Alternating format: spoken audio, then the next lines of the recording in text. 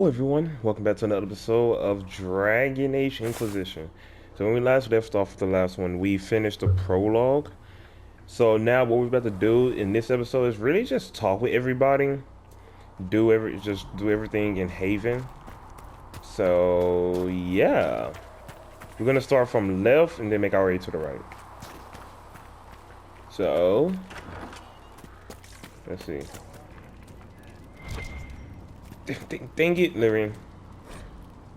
I'm about to level up again too. The Randy Dogger Quarterly.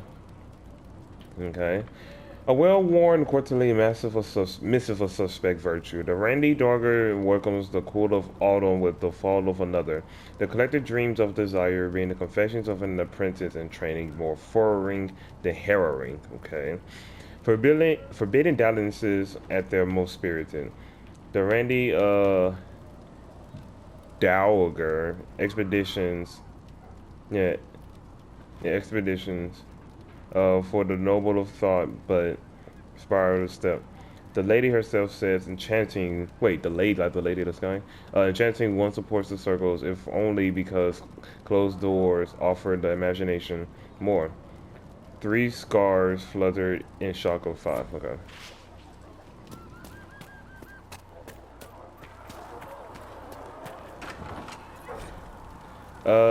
The apothecary. Find recipes through exploration or by visiting merchants.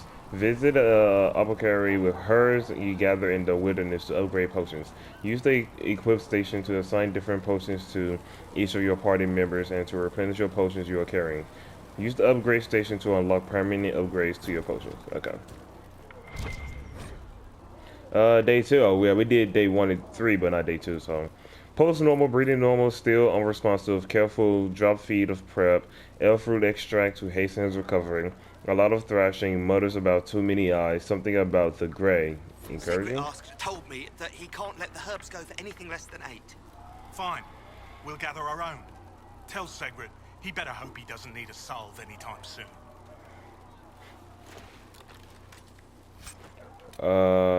Reinforced dagger. Let me see what we're looking at. Uh.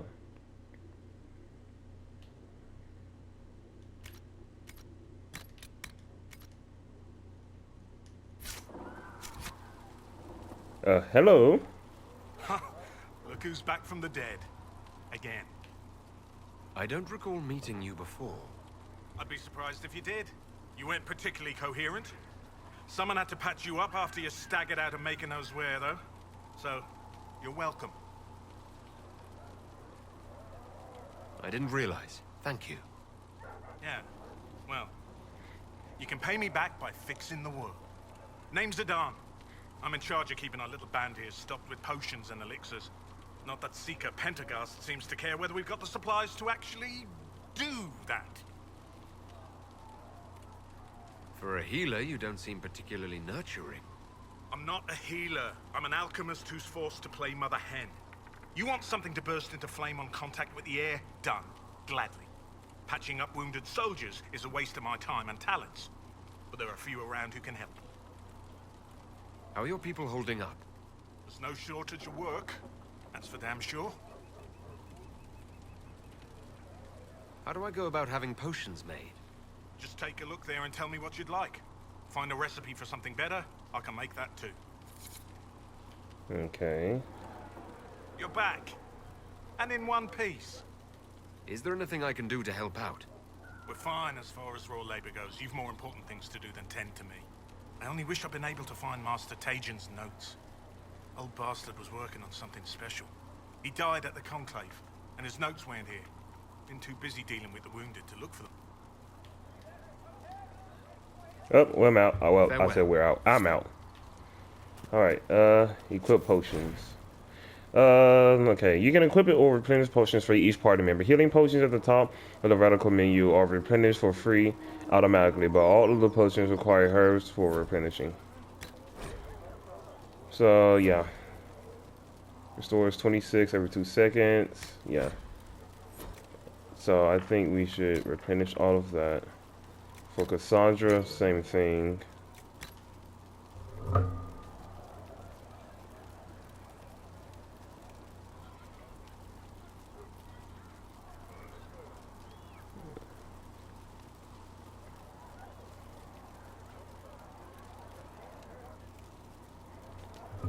Alright. Solus. Do I want Solus to have a regeneration? If we can find a lyrium potion, we need to find a lyrium potion for Solus. I think that would be good. So until then, he'll be that. And boom. There we go. And I leveled up.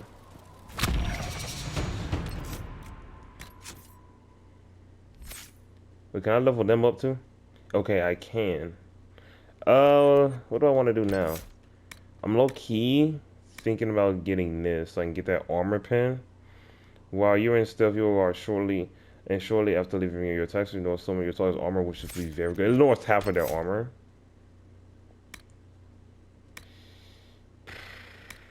I don't know.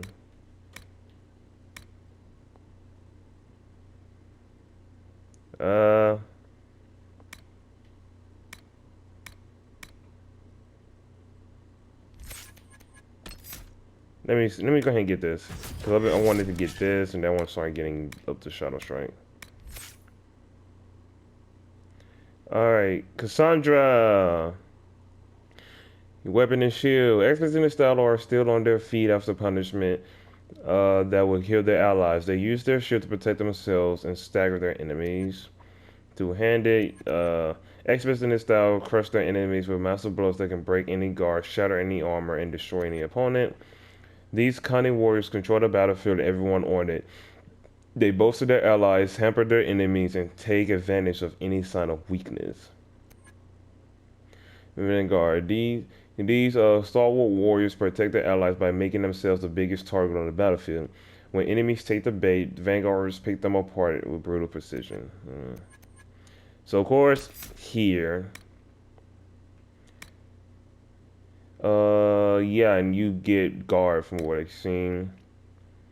When you use shield wall, your movement is not slowed as much. You also protect nearby allies by giving them improved armor. That's pretty good.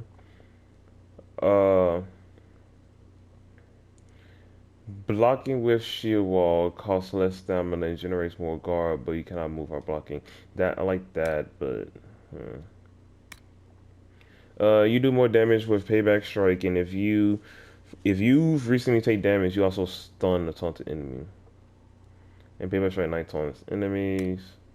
You fight all the harder when you're hurting, gaining stamina when you lose health. Just so she'll be able to do more stuff. That's pretty good. I should definitely get that. Your expertise with the shield protects you against ranged attacks from the front, which is good. Your techniques perfected by releasing chevaliers. You can't be flanked by enemies, and you're less likely to be staggered from here. That is also good. So in the case we get like a Rotosha's backstabber, boom, she chilling.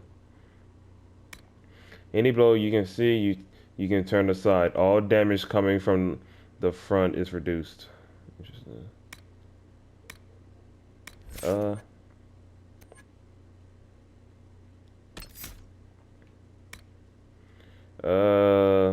With the hook chain and with a lot of muscle, you drag your target into arm's reach. After grappling chain drags an opponent to you, you stun them with a hard kick, and now pulls all enemies near your target.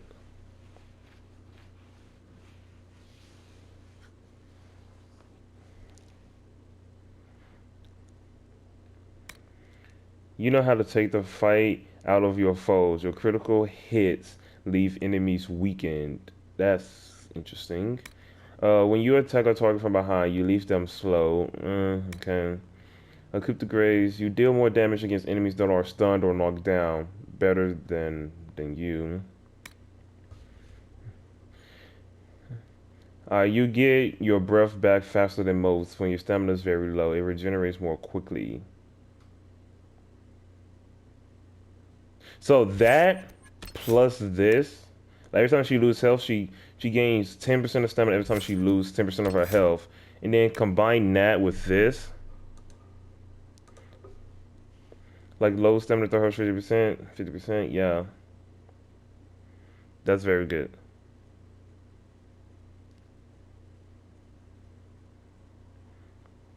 Alright, what's this? Oh wait, combat road. You dive into a road to the battle where it needs to be. Huh? I already think. Wait, you now use combat roads to damage enemies as you knock them aside. Your warhorn's blast puts fear into the hearts of your foes, leaving them panicked. Interesting. Warhorn no longer has a cooldown. Instead, its effects grow more powerful the longer you wait between uses. Ooh. A warhorn now shatters your enemy's guard, and panicked enemies are too shaken to defend themselves, leaving their armor asunder. Ooh, so we would have fight a lot of people, anybody with a guard, and she has this. Or any other warrior can have this. They pop that, boom, guards out, and we can just go ham. Your warhorn's blast rings across. Your warhorn's blast rings across the battlefield, giving allies the strength to fight harder. 50% damage bonus, 50% armor bonus. Okay. Your horn's blast calls your allies to even greater glory. Additional 15. So that's what, 30% for each. Okay. And horn now grants guard to your allies each time they deal damage. Ooh, that is so good. It grants guard to your allies each time they deal damage, right? So think about this, right? She uses this, right? And as we're attacking, boom, we're gaining guard. Even if we're getting hit and we're losing guard, as long as we're still hitting and doing damage, we're gaining even more guard. That's insane. This tree is too good, honestly. All right, let's see about Vanguard. Yeah, wait. You have okay. And guard amount, so you gain guard from doing that. Swiftly hitting a target with challenge gets your blood pump a temporary increase in stamina regen. Or you can challenge as many enemies as you want with no cooldown. You know how to make the most of your equipment, gaining a bonus to armor when you have active guard. And she can get that by having shield ward or by using challenge, which is good. Your party does more damage to taunted targets as you battle your enemies' nerves and goad them into mistakes that leave them open. And this is cool. You know what's crazy? When I played this, I never read any of this stuff. Who knew that reading actually is fundamental? Something my English teacher always told me. Gosh. Bodyguard, your stealth blows meant for allies, taking a portion of the damage. 50% damage transfer, which could be good. Especially if she has guard, she'll be chilling. You ignore part of the damage transfer from... Oh, so 50%, 50%. So you know part of them, so she just like shrugs her off like, dang, you got hit? Oh well. Over here, you taunt any enemies that attack an ally in bodyguard. Okay. And then, yeah, increasing your guard, knocking them down as you break, slamming to enemies. Okay. A war cry. You taunt all nearby enemies with the shouted challenge, gaining guard for each enemy affected, which is good actually. So like if you had this and then start like getting these as well. You draw strength from your war cry, improving your armor for the coming fight. 200% is crazy. And war cry echoes across the battlefield, catching more enemies. Okay. Which can increase our guard even more to full. You can't kill. They can't kill what they can't hit. You get bonus to your maximum guard, which is good. You will need that. Any foe that attacks you in melee is going to bleed forward, taking a portion of the damage they inflict.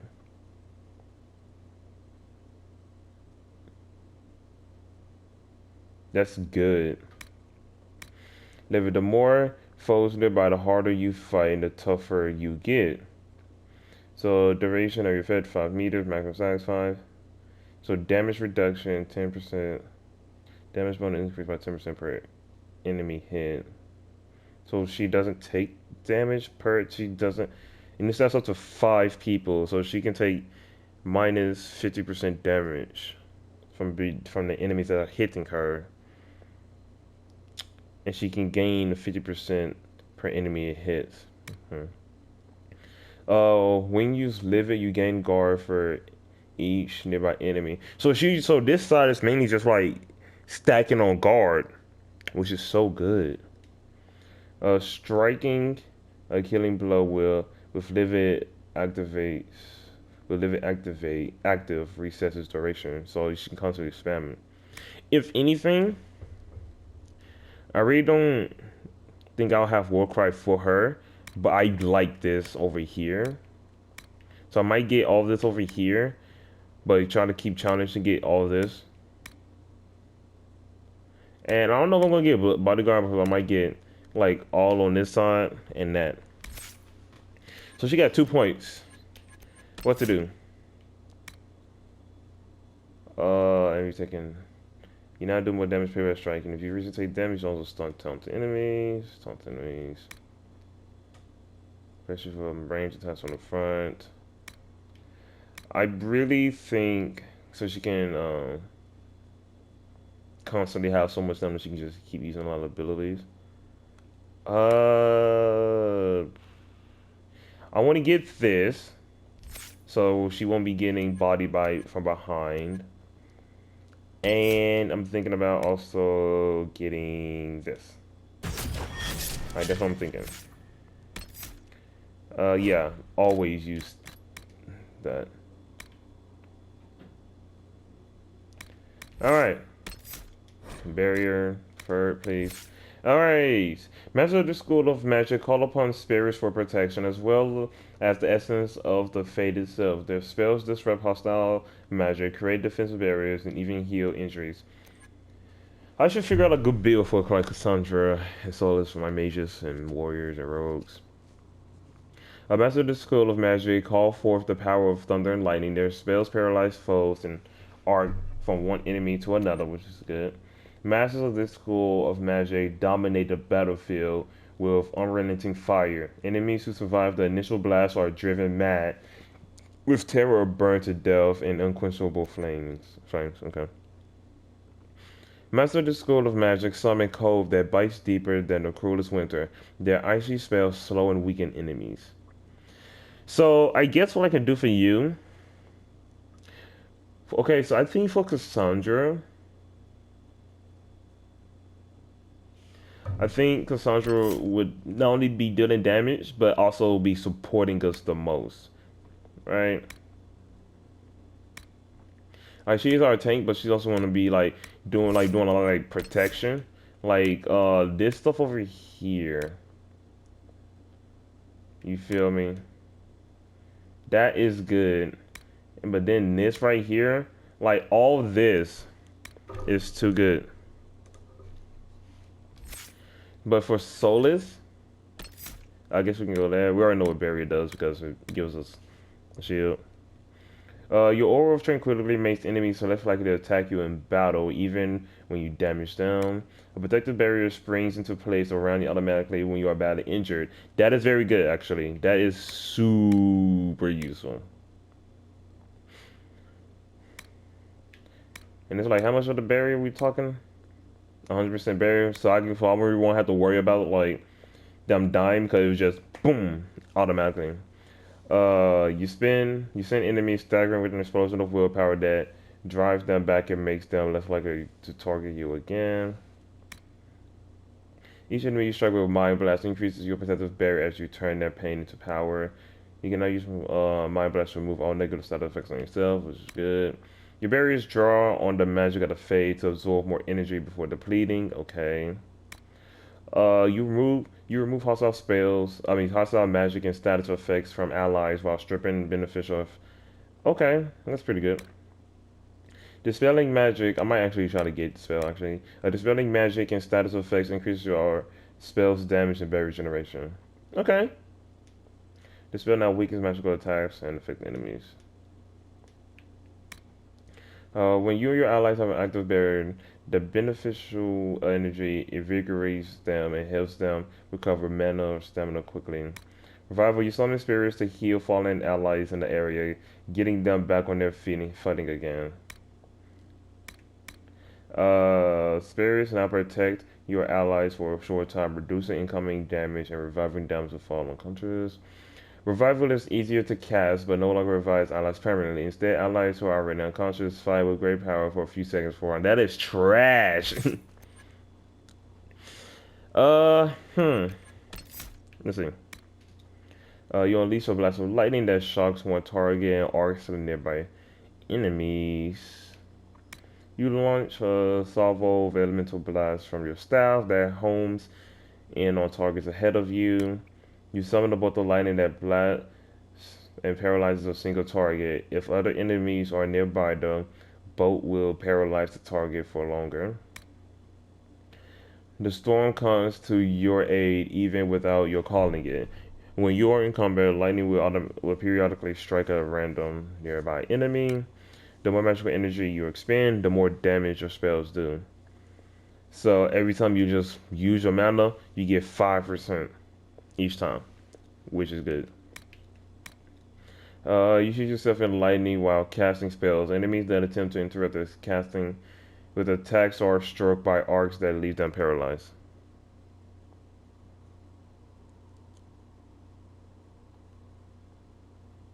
Interesting. When you use your staff's energy to fill the area with sympathetic magic, each basic attack shortens your active cooldown times.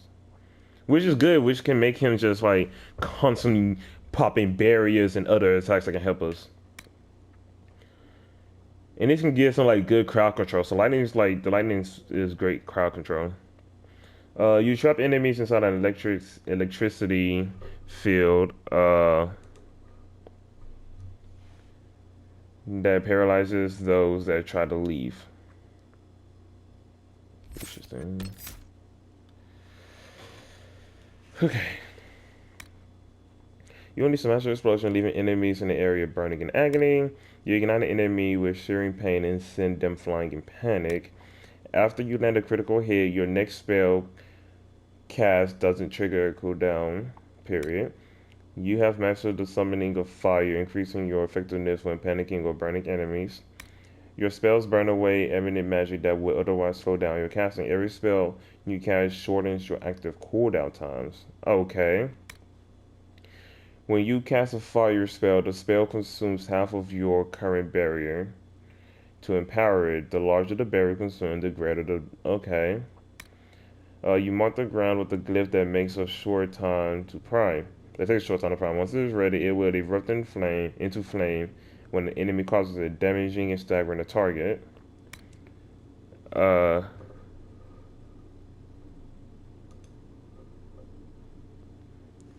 You conjure a flaming barrier that burns and panics enemies that pass through it.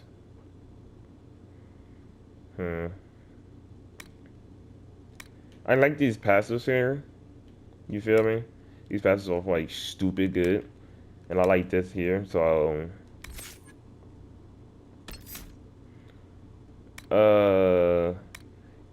you let invisible waves of magic carry you forward, blurring ahead a short distance. Your barrier explodes into a wild magic when enemies destroyed. The blast freezes all nearby enemies and allows you to cast your next spell without consuming mana, which is so good. By standing still, you enter into a meditative state that restores your mana and enhances rate and reduces all cooldown times. So I can just probably stack like reducing all cooldown time, and he's just constantly cast. You have mastered the calling of cold, increasing your effectiveness when chilling or freezing targets. You raise the wall of ice, okay. You want the ground with ice. You draw on cold magic near you to protect you from attacks. Standing near a frozen enemy or a persistent cold spell reduces all damage you take. You summon a freezing blizzard to chill and damage enemies caught in the area. Actually, I think I got a plan. I'm going to make Solus specifically a master of all, because a lot of these passives I like. So he's going to have like one ability in each tree, right? And just get like a bunch of the passives, right? Like, I don't care about this, but like these two passives, good, right? These four passives, fantastic. These passives here are great. And then these passives are great too. So I think first, I'm going to get threat reduction. Then I'm going to get chain lightning. And I'm going to make him a master of all. And we already read all of these, so if anything, off rep, let's get stealth for you.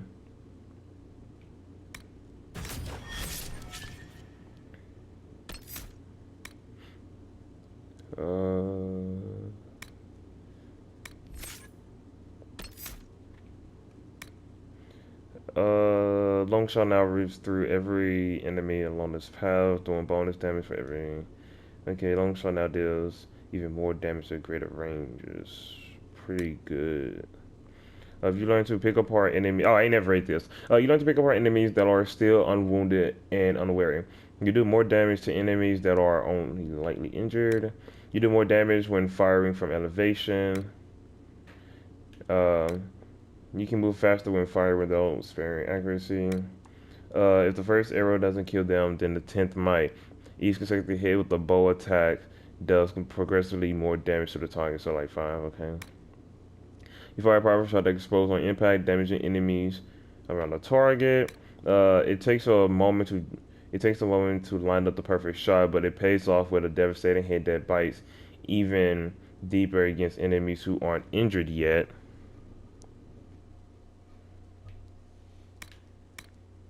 And you dive out of trouble and fire a hail of arrows at the enemies that were trying to close you.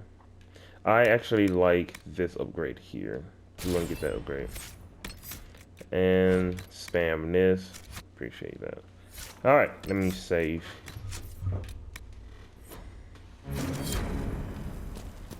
Okay. Cotton, appreciate that. Anything? Yup, give me that.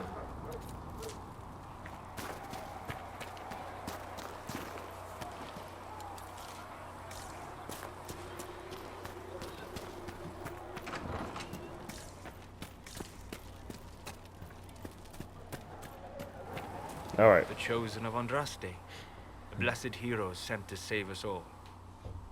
Am I riding in on a shining steed? I would have suggested a griffon, but sadly they're extinct. Joke as you will, posturing is necessary. I've journeyed deep into the Fade in ancient ruins and battlefields to see the dreams of lost civilizations. I've watched as hosts of spirits clash to reenact the bloody past in ancient wars both famous and forgotten. Every great war has its heroes. I'm just curious what kind you'll be. What do you mean, ruins and battlefield? Any building strong enough to withstand the rigors of time has a history. Every battlefield is steeped in death. Both attract spirits. They press against the veil, weakening the barrier between our worlds. When I dream in such places, I go deep into the Fade. I can find memories no other living being has ever seen. You fall asleep in the middle of ancient ruins. Isn't that dangerous? I do set wards. And if you leave food out for the giant spiders, they are usually content to live and let live. I imagine you find some amazing things in there, alongside all the demons. Exactly. It is occasionally dangerous, yes. But more often it's just sad to see what has been lost. The thrill of finding remnants of a 1,000-year-old dream? I would not trade it for anything. I will stay there. At least until the breach has been closed. Was that in doubt? I am an apostate surrounded by Chantry forces in the middle of a mage rebellion. Man, your head is shining. Cassandra has been accommodating, but you understand my caution.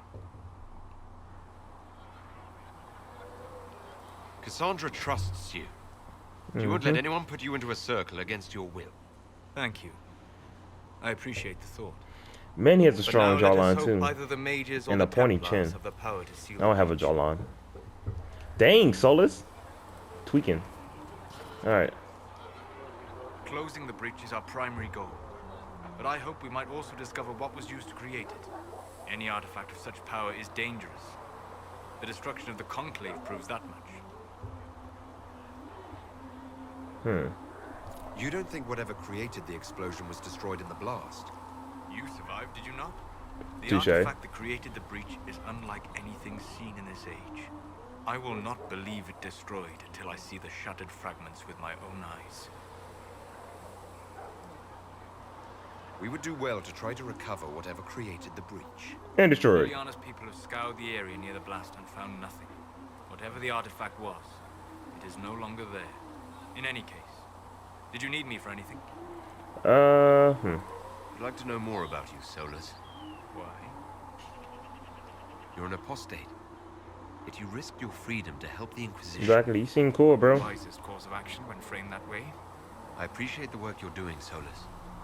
I just wanted to know more about you. I'm sorry.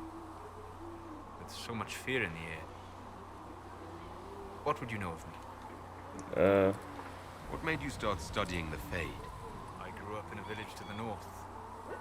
There was little to interest a young man, especially one gifted with magic.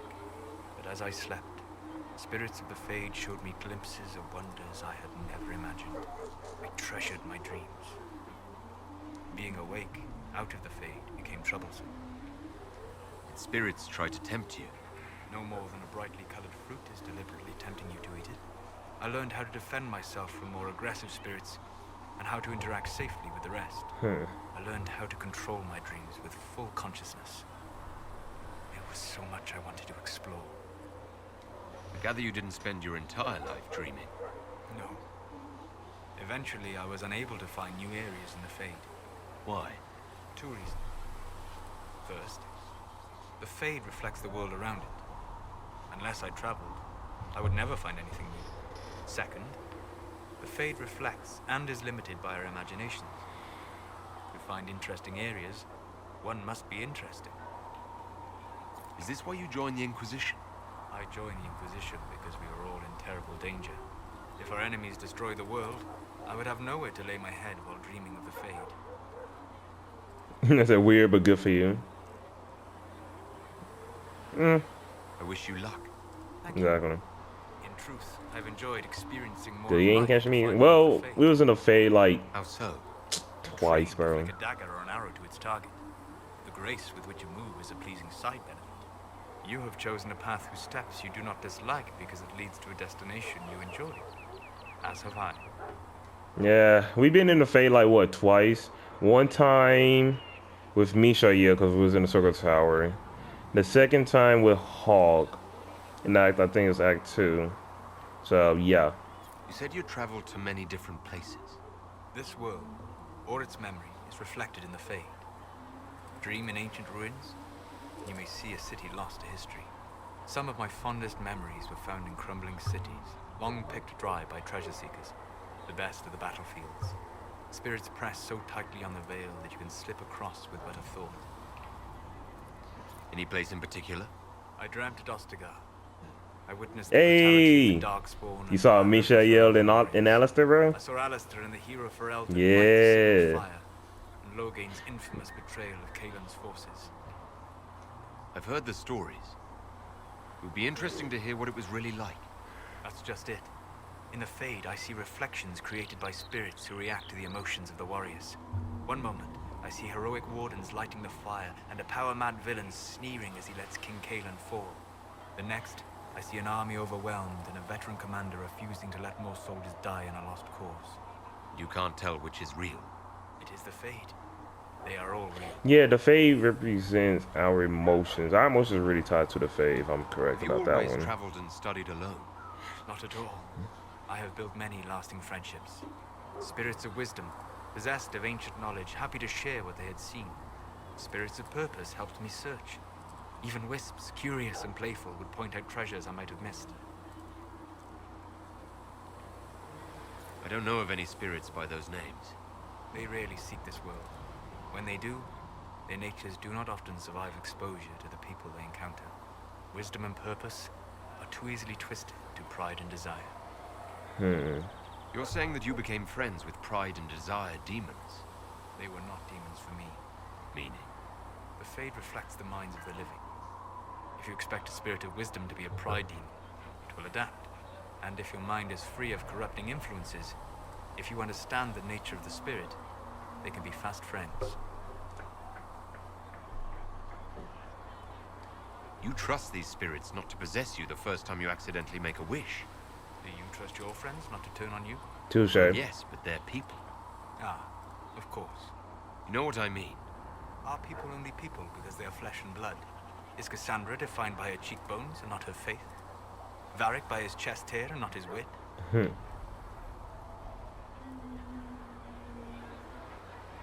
I can't even say spirits lack free will, because technically they still have the choice in doing whatever they want, right?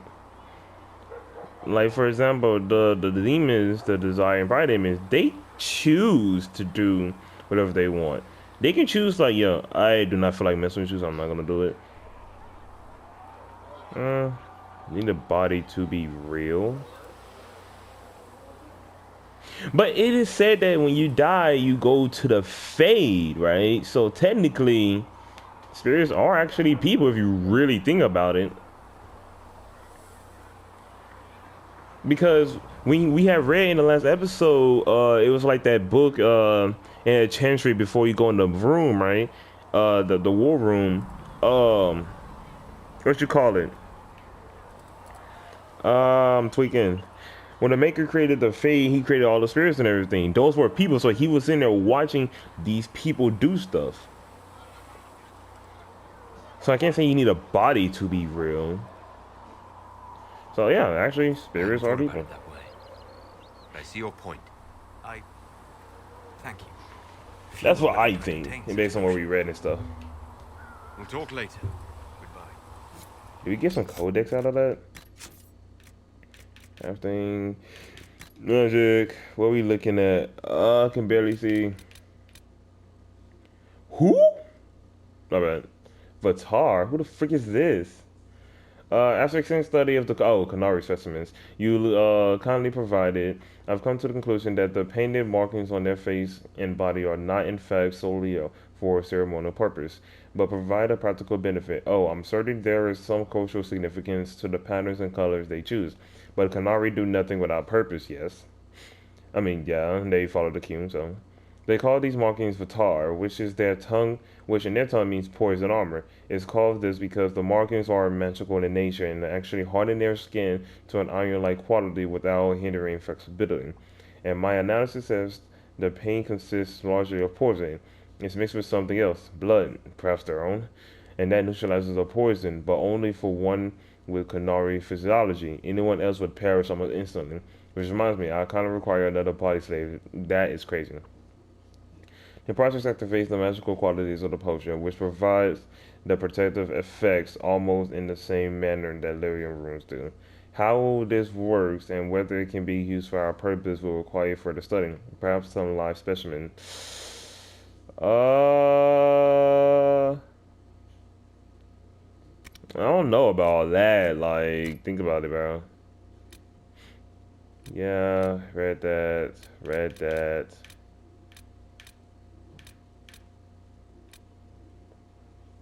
Alright, let's read this. The birth of the Chantry took place more than 9 ages ago. The mists of time have obscured once well-known facts. It is commonly believed the Chantry alone created the Templars and the Circle of Magi. Few recall there ever an Inquisition. Those who do believe it predated the Chantry, hunting cultists and mages in a reign of terror ending only upon its transformation into the Templar Order. This is not quite the truth. One must keep in mind the state of status prior to the Chantry's creation, a world where the only source of order, the Teventa Imperium, had fallen apart.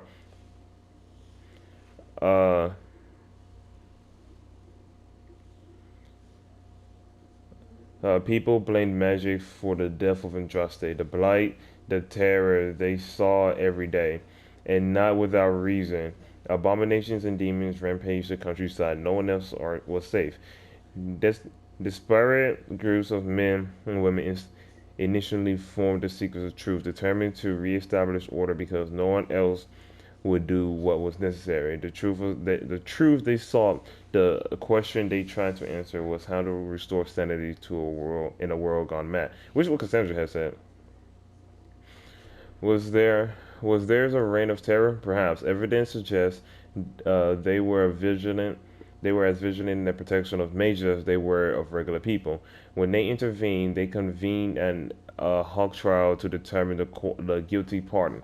This even this even application of justice led to their poor reputation. The Seekers came down against every group at one time or another. Their Inquisition gaining notoriety for being on no one's side but their own.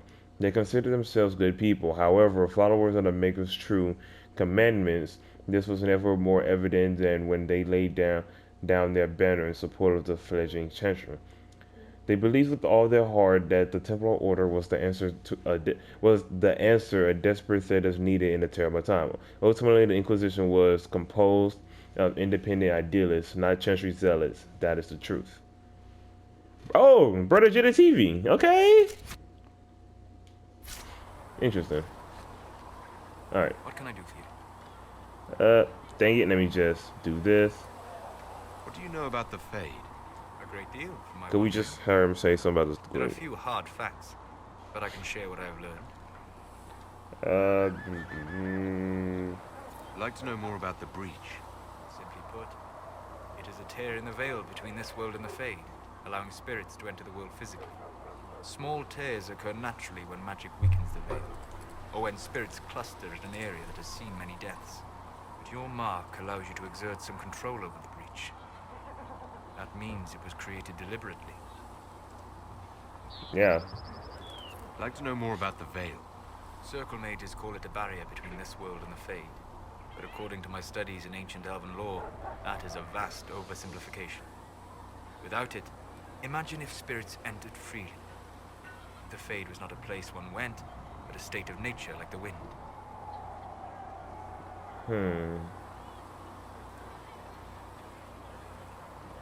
I mean, the spirits are people, and you just said that there are some spirits that be chilling, minding their business. But if the spirits of the fate can be changed by just our own thoughts, right? If you say like, oh, a spirit of wisdom is a pride demon, they'll be like, oh, well, I'm turning to a pride demon and kill you now. It's strange, I don't honestly. know if I can imagine that. Try. Imagine if spirits were not a rarity, but a part of our natural world. Like a fast-flowing river. Yes, it can drown careless children, but it can also carry a merchant's goods or grind a miller's flour. That is what the world could be if the veil were not present. For better or worse. Yeah, and you're very to know passionate more about about this, bro. The Chantry says that demons hate the natural world and seek to bring their chaos and destruction to the living. But such simplistic labels misconstrue their motivations, and in so doing, do all a great disservice. Spirits wish to join the living, and a demon is that wish gone wrong.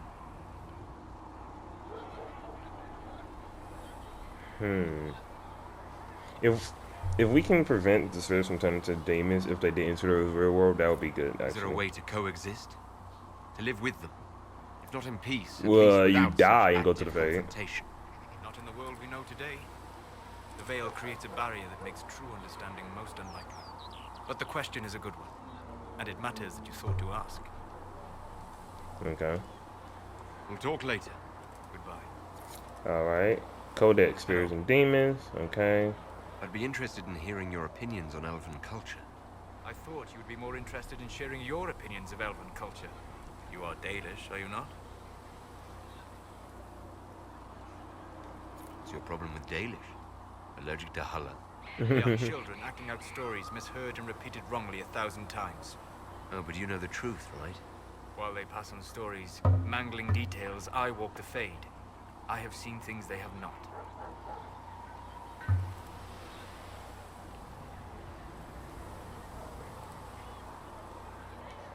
Irabellas, Haren. If the Dalish have done you a disservice, I would make that right.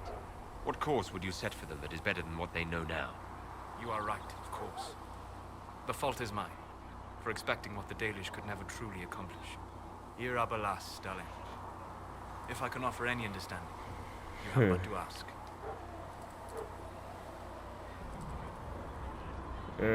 Is elven magic different from the magic used by humans? No and yes. Magic So is magic, yes, it's just as water is water, but it can be used in different ways. Dalish magic is more practical, not needing chantry approval, although they still frown on blood magic. Superstition. Much of it is more subtle. A legacy from when elves were immortal. yeah, blood magic. It's like I really wonder who in their right mind would use blood Legends of elven magic. immortality. Did they use magic to increase their lifespan? No. It was simply part of being elven. The subtle beauty of their magic was the effect, not the cause of their nature. Some spells took years to cast. Echoes would linger for centuries, harmonizing with new magic in an unending symphony. It must have been beautiful. You said that the censure against blood magic was a superstition. I did. It's fortunate Cassandra is not within earshot. Yeah, she would have modern like cultures slice and forbid dice. blood magic. Publicly, even Devinter disapproves of it. But as I said, Not according to magic is Fenris. magic. It matters only in how it is used. Right? Like Hawk used blood magic to fight other blood mages. Like, come on now. So technically, I gotta say, I don't mind blood magic because we use blood magic in 2. To be So honest, I don't see it as different from any other magic. It's a means to an end. Indeed. The problem is that under the Chantry, blood magic is forbidden, so only criminals practice it. While in Tevinter, magisters compete with each other instead of keeping their volatile friends in check. They always succeed through power, so they have never had the chance to learn another way.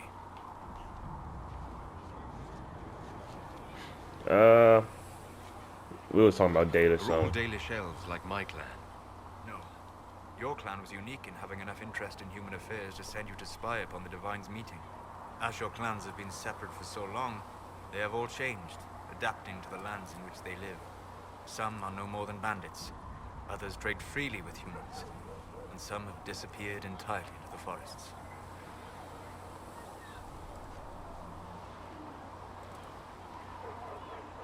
I'd like to know more about the elves from before our time.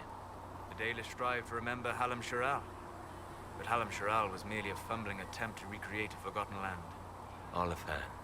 Elvanan was the empire, and Arlathan its greatest city. Place of magic and beauty, lost to time. You've studied ancient elves. What else do you know of Arlathan? We hear stories of them living in trees, and imagine wooden ramps or Dalish aerovels.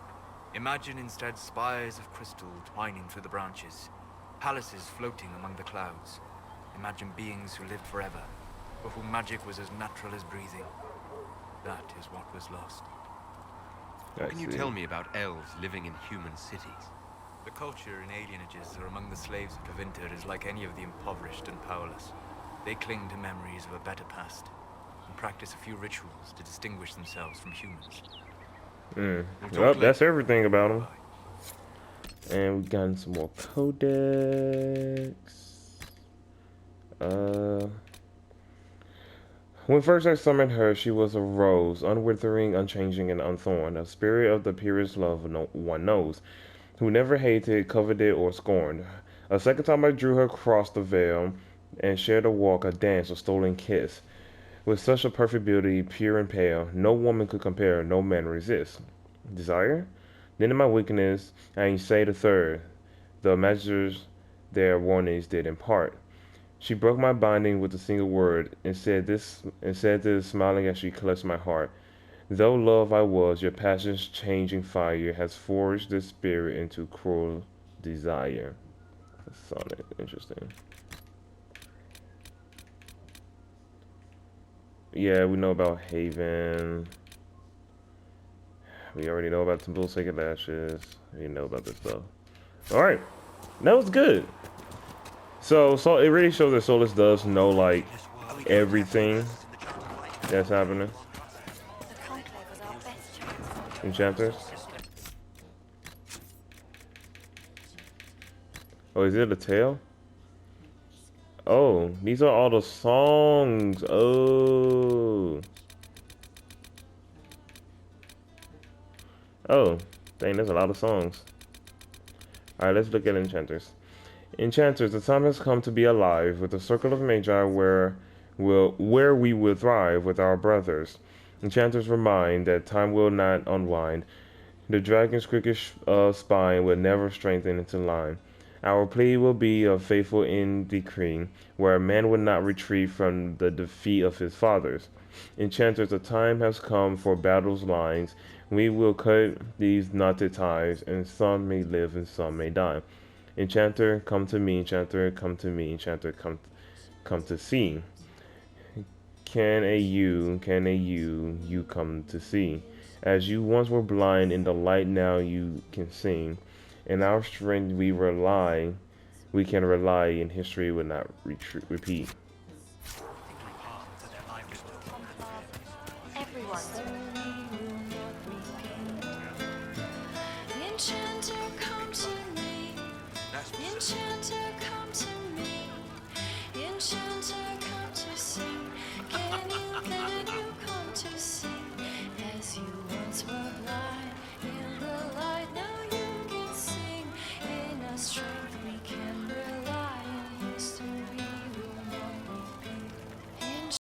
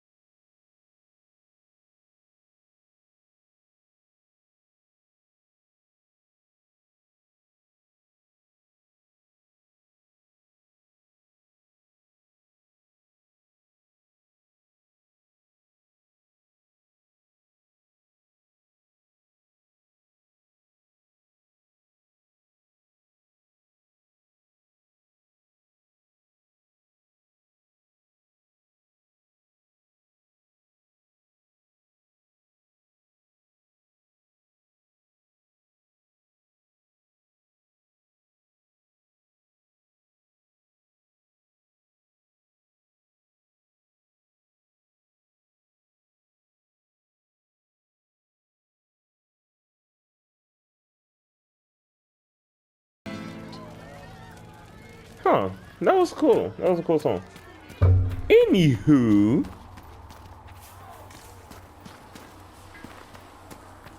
Varric, the man. So, now that Cassandra's out of earshot, are you holding up all right? I mean, you go from being the most wanted criminal in Thedas to joining the armies of the faithful. Most people would have spread that out over more than one day.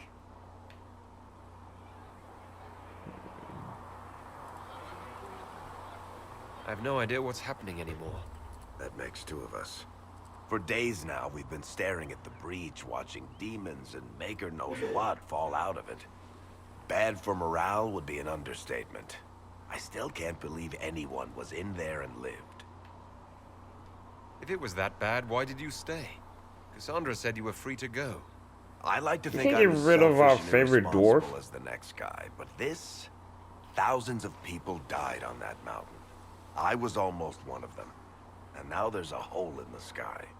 Even I can't walk away and just leave that to sort itself out. The breach needs to be sealed. The sooner the better. If it can be sealed, you might want to consider running at the first opportunity. I've written enough tragedies to recognize where this is going. Heroes are everywhere. I've seen that. But the hole in the sky... that's beyond heroes. We're going to need a miracle. Well, Need something? let's talk about the I've read your boy, Tale of the Champion, Gabriel. and I have a few questions. That's a pretty common reaction. Go ahead. All right. Where are the rest of Hawke's associates now? Merrill decided to look after the elves left homeless by the fighting. She's done a pretty good job of keeping them away from the mages and Templars, so far. I guess she has plenty of practice avoiding stupid human battles with her old Dalish clan. Fenris has kept himself busy, hunting down the Tevinter slavers who came south to prey on the refugees. I'm not sure exactly where he is at the moment. You can usually follow the trail of corpses, though. Isabella went back to the raiders. She's calling herself an admiral now. I don't know if she's actually in charge or just has a really big hat. Might be the same thing, honestly. Sebastian went back to Starkhaven. I'm sure he's boring all sorts. Yeah, he said he's gonna bring an army to destroy Hulk's little Kirkwall. brother was off on some warden business near the Anderfell's border last I knew. Aveline is still guard captain. I'm pretty sure Kirkwall would fall into the sea if she quit her job.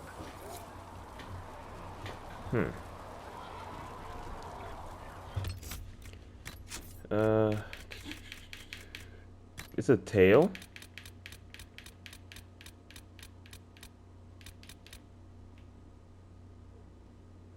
This is for who? This is for Isabella. Okay, we gotta read this. You want to know about my raider friends, huh? What in the world would make a goody like you poke your nose in such a dirty business? Well, there's good sir that is, of course. Some people say he runs the Armada. He doesn't. No one does. The Armada is a collection of ships, and each one is like a nation unto itself. Its own rules, its own people, its own leader. Thaddeus is respected, of course. You didn't sink a half a dozen Legion of frigates without earning at least some respect. He's a dangerous man, but he's no king of the Armada. Anyone tells you that, they're lying or misinformed. Then there's Lachlan Pool. Likes to sail around the southern Cape of Ravine, rattling his saber and posturing like it means something. No one really cares about Lachlan Pool does. Though only a fool would say that to his face. You see, the thing about Lachlan Pool is he's got gold. Lots of it. All earned through legitimate means, even. He still has a trading company somewhere in the marshes and hires people to run in while he plays adventure on the high seas. The mother lets him do it because it always pays to have some friends with coin. The one you should really watch out for is Antio. They call him the Talon, the terror of Lemurian. But most often that crooked dude what might kill you in your sleep. Slavery, murder, torture. That is too much for Antio. He traffic in souls if he discover a way to extract them from people. In fact, I'm sure he has some Tevinter cronies working on that right this second. I'm sure this coin to be made in stolen souls somewhere in the Imperium property. Interesting. Alright, we're gonna hold off on I've read your that's a pretty common reaction. on reading some of the stuff now. In the book, you say that first Enchanter Orsino turned himself into a giant monster made of corpses. How? Why? Do I look like an expert on magical weirdness to you? Well, I can't tell you how. For the why, all I can say is he was desperate. There is no way Hawk really could have killed the Arishok. It would have started a war with the Kunari. I was told I could later throw that the Arishok Kunari behind disavowed his actions. Apparently, the Arishok didn't get permission before he attacked Kirkwall, and the Qun didn't want another exalted march. When they finally sent a ship to haul the Red Dreadnought away, they just said, "We will never speak of this again." As far as I can tell, that's the Qun's version of an apology. And What happened to the mage who destroyed the Kirkwall Chantry? The book never said. He fled Kirkwall with the mages from the Circle. Stayed with them a while, but he had to move on. Somehow a lot of mages blamed him for making them live as fugitives. No. I don't know where he is now, and I don't want to know. Yep, let him live. Carry on. And let's come up here. Seems like we got a quest up here. Oh wait, no, wait. Just realized we're not done with Varric. Need something? Can I ask you something, Varric? You want to talk about me? I'm flattered. Also inclined toward extravagant lies. Are you from Ferelden? Or Ley? Free marches. I'm not clear on your line of work. You're a merchant. I'm a businessman. My family has a seat in the Dwarven Merchants Guild. Merchants buy and sell goods. Businessmen buy and sell stores. In my spare time, I manage a spy network, and occasionally, I write books. If you've run a spy network, why is Leliana our spy master? To be honest with you, she's just a better spy master. The truly great ones can keep their distance. They don't get attached to their people. Me, I always wind up babysitting my informants and worrying about their families. We're in better hands with her. You're an author. What kind of books have you written? I've tried my hands at a few genres. My crime serials are my most popular. Hard in Hightown, guards breaking the rules to get things done. The Tale of the Champion is the most famous thing I've written, or infamous maybe. I started a romance serial once, Swords and Shields, but to be honest, I don't have a knack for romances. Most of my stories end in tragedy. Probably that says something unfortunate about me personally. What sort of shops do you own? Actually, we don't own shops. That was just an example. Mostly we invest in moneylenders. Auction houses, a few mercenary companies, a couple of smithies. I think we own half a beet plantation in Ravane somewhere. Most of that's my brother's doing. Bartrand had business sense. Not much tact, but loads of business sense. How do you and Cassandra know each other? You heard about the Kirkwall Chantry being destroyed? The guy responsible used to be a friend of mine. The Seeker had questions about that, and I had answers. Where did you get that crossbow? I've never seen one like it. Bianca? She's one of a kind. I won her from Paragon Smith Bronca in a game of Wicked Grace. She was such a sore loser. Ran off to the deep roads in a huff, and that was the last anyone saw of her. Who's she named for? I can't tell you. And the reason for that is? Complicated. It's the one story I'll never tell. We just have to leave it at that. Thanks, Ferry. No problem. Wait. Need something? Let's talk about Red Lyrium. The red lyrium we found at the temple seemed to upset you. My brother Bartrand and I sort of discovered Red Lyrium during an expedition in the Deep Roads. We located an ancient thaig, so old it barely looked dwarven. There was this idol there made of it. Bartrand brought it back to the surface, and, well, everything's gone downhill from there. What makes it special? Regular lyrium can mess you up pretty badly, but you have to ingest it for that to happen. Red lyrium messes with your mind when you're just near the stuff. You hear singing, get violent, paranoid, and then it does creepy shit. Makes things float, brings statues to life. It also turned Kirkwall's Knight Commander to lyrium. Everyone's been kept at least 100 paces from it since. So what is it? Just another kind of lyrium? The red stuff is lyrium like a dragon is a lizard. It's not just a different color. It has a whole host of weirdness all its own.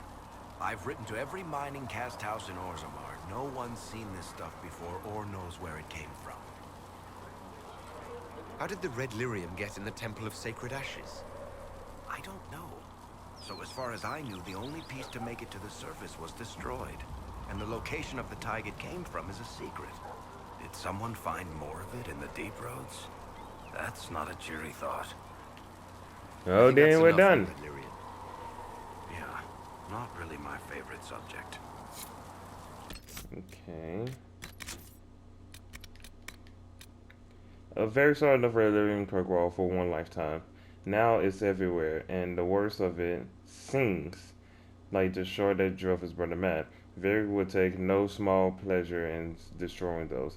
Look and destroy removal of Red Lyrium nodes. Okay. Even in these trying times, good help is not so hard to find. Explore Haven and meet some of the Inquisition crafting masters. Okay, and then do that. Then you can 2 out of 21. Okay.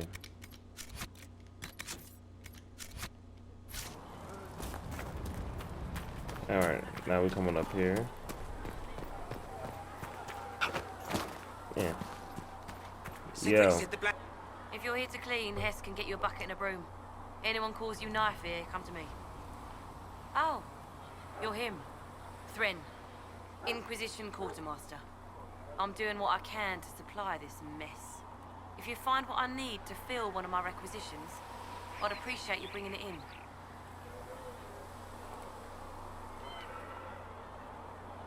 What do you do here? I make sure the Inquisition troops have food in their bellies and iron in their hands. Both are important. Lots of people expecting us to be heroes, marching all day to fight the demons. Turns out heroes need to dig latrines just like everyone else. Okay. How does someone end up as quartermaster for the Inquisition? I served for Eldon under Ten Logain MacTier. Best Traitor. commanding officer this world has ever seen. After they all turned on him at Denerim, though, there wasn't much use for people who held that opinion. Queen Honora offered my services to the Inquisition. It was a kindness. She knew I supported her father and got me away from the political garbage. With that attitude, I can't imagine how you made enemies in Denerim. People just don't want to hear the truth.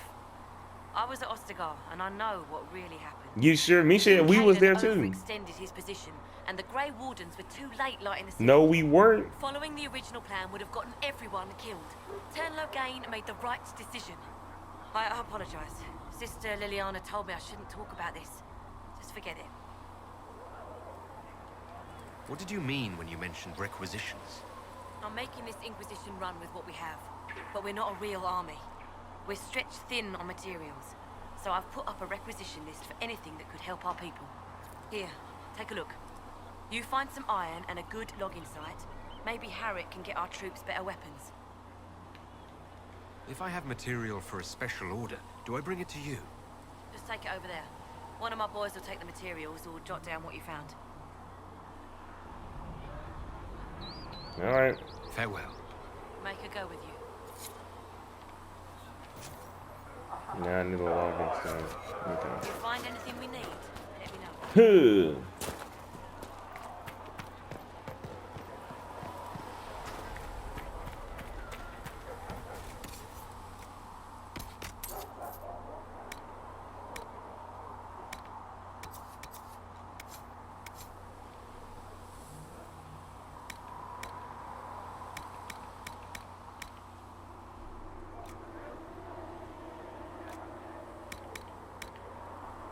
Let's get the grip, module, and arm.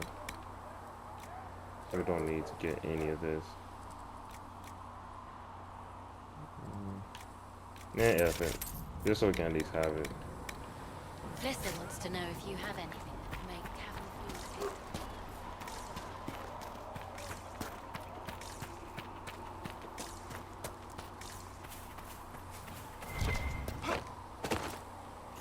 Alright. Thief Blade. Ooh, that's nice. And I'm also level 4 for damage. Really doing good. Let me see what we look working with. Alright.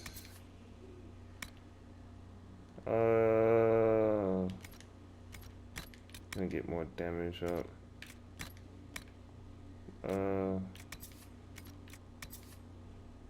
3 willpower. Soulless. Here, have that. And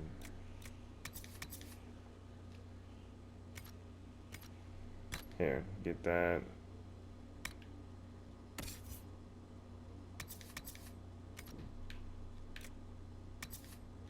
Melee defense, cunning. I'm gonna have you keep what you have on. I'll have you keep what you got on too. So let me actually look at Solus's thing. No.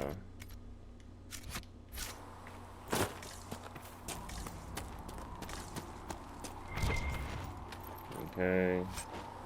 Yep, give me that. Appreciate it.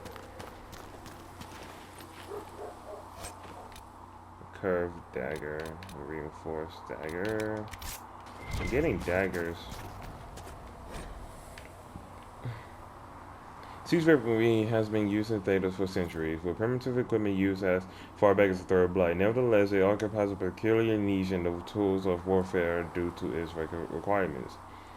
Any army wishing to produce trebuchets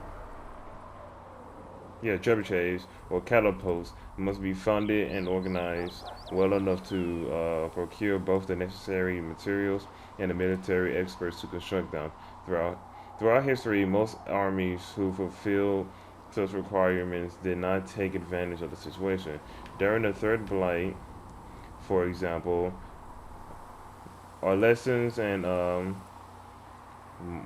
Montes Mars or whatever constructed catapults to fling flaming debris at the Darkspawn, but the expense of the weapons did not justify the limited damage they caused, and the Darkspawn were ultimately driven back by the Great Wardens. Not siege weaponry. Defender forces similarly had the resources to construct siege weapons when attacking the free marches or defending themselves against the exalted marches of the Blackgate.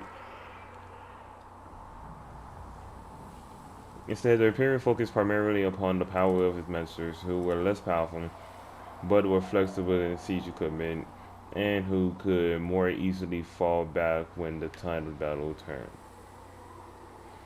As a result, in the battles against the Qunari in the Steel Age, generals found to their chagrin that the great Oxmen had left them behind.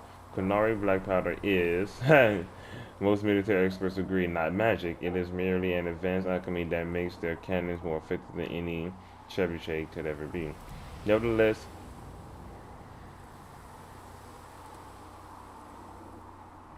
Nevertheless, there remains hope, as centuries have passed since the last blight, and mages are now safely held in the circles where they harmed none.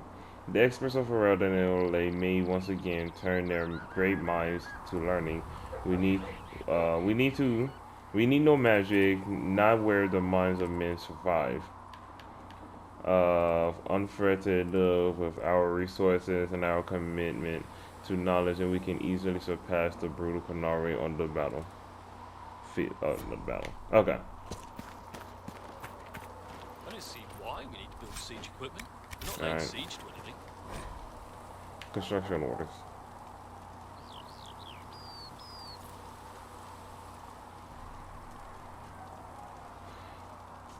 As you know from the terrible accidents of last week, many passages through the mountain are unstable and liable to collapse at any moment. I do not wish to lose more brothers and sisters in the search for the lost cultist treasure. We must seal all entrances into the mountain. The Templars have done a careful sweep of the caves. Everything of worth was collected. What remains of the disciples of Andraste will be forgotten, buried in the earth. Once it's done, let us have no more talk of them. This is a new haven, restored to life by the true Chantry and most holy Justinian V. That's an excellent point, recruit.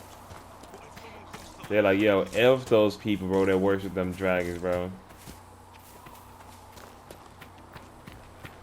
Alright.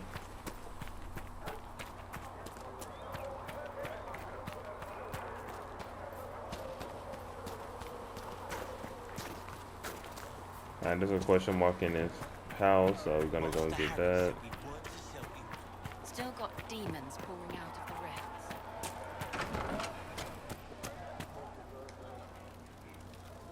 Special shipment? I got nothing. Oops. So I guess that special shipment is my items I get for having so many shrines on. Alright. If the Inquisition wants to field a decent cavalry, it needs better horses.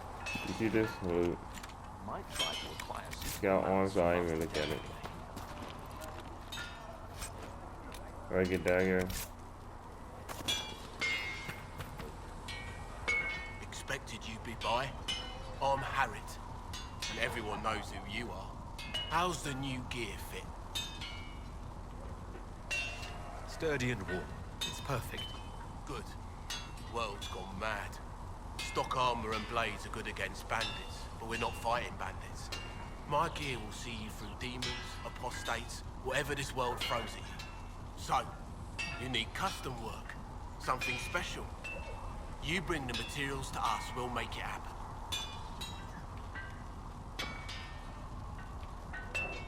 What can you and your team make here? Arms and armor. We work iron to blighted dragon boat, if you've got it. Our designs are simple, but they get the job done.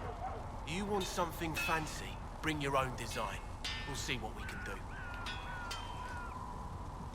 Does the Inquisition not have supplies to make armor or weapons? Tough convincing traders to haul up here. Impossible to get them to risk the rare stuff, so that's on you. Who outfits the Inquisition soldiers? Not me. I've got work to do. Can't be passing a sword to every blighter who signs up. If you want to help the troops, talk to Thren, the quartermaster. She'll set up requisitions. How did you come to be here? Come from a little town called Lothring. Hey. Long gone now. I was in Redcliffe when the Darkspawn hit it during Hey, the blight. Redcliffe. Helped rebuild. Left when royalty decided it was time to hand the place over to the bloody mages. Ended up here. Just missed the boom. Can't decide if I'm the luckiest son of a bitch walking or the exact opposite. Whichever you are, I hope the streak is broken. A man can dream. Can you help improve my arms and armor? Yes.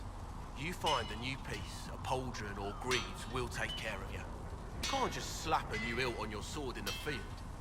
Bring it here, we'll make sure it's done right and proper. Okay. If I want something, what can you make? Start simple. Something to keep you safe. Take a look at it on the table there and we can talk. You'll need materials. We should have what you want just outside. I bet. Goodbye. Right. Alright. Alright.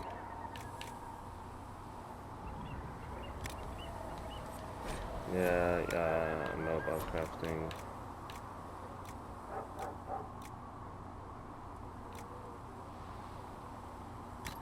Gonna do that. See, this is why I turn hide helmet on, cause like, bro, what is that? Cold resistance, more range. Thank you. Okay. Okay. And add even more range defense on it.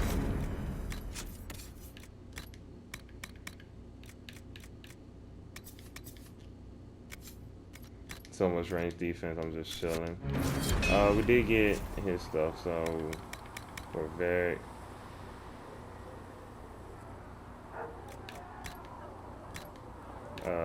critical chance, cunning. Oh yeah. Boom. Good.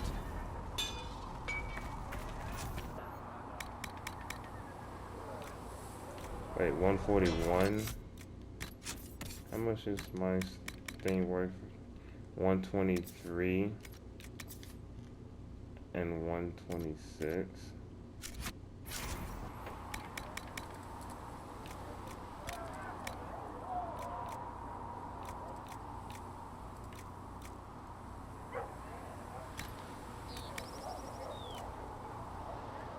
And the heal and kill. I'm gonna save up my stuff though.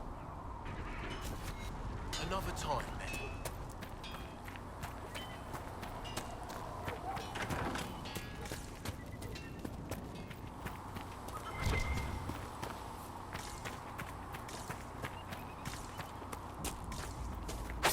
then. Oops. Actually.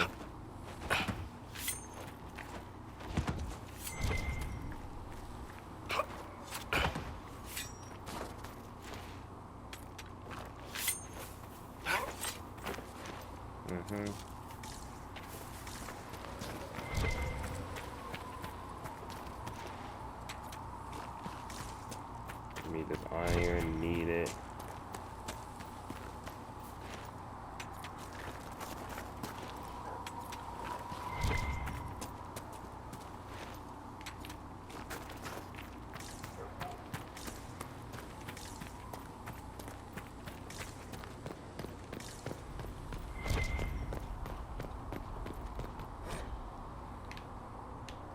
The pilgrims seeking to visit the Temple of Sacred Ashes are allowed to ride as far as the bridge known as Penitence Crossing. Then, whether they be sick or healthy, young or aged, the pilgrims are expected to walk by the temple's sisters who supervise the bridge. All but the very sick or old are asked to shed heavy coats as they cross the bridge, allowing the cutting wind to strip prideful fixation upon the world from the flesh. The bridge is also a significant military value used. What the fuck was that? Used especially for those purposes in the years of the Fifth Blight, as a choke point against bandits, rebels, or even darkspawn stragglers. The bridge serves as a defensible fortification to protect the Temple of Sacred Ashes from threats. Okay. Dang, these are the people that die, bro.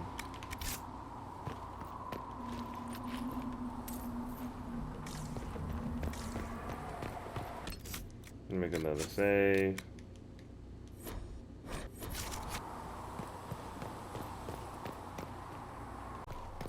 Alright, so we came over here. Now, let's continue on forward. I guess we should fill the requisition. So yeah, we gotta find the nodes and get the login set. We got the iron. We got enough iron, so we're chilling on that.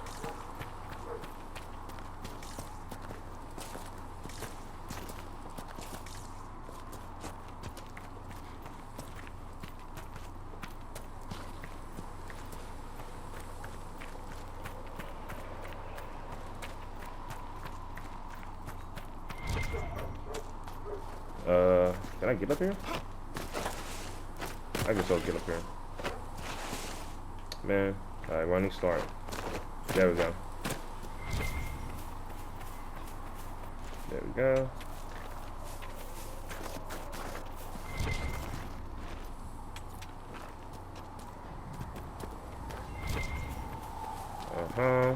Gotta collect, just gotta keep collecting, bro. Alright, now let's go this way.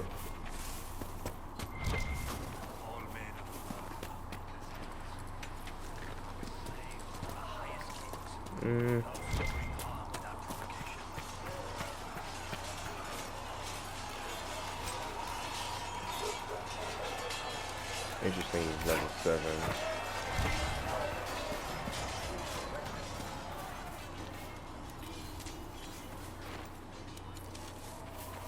Okay, another chest here. Longbow, guess I can hold on to that.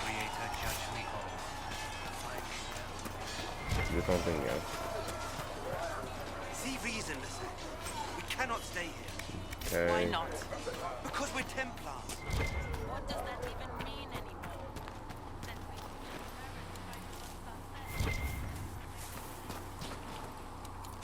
anymore? Can't see. It's right here, okay.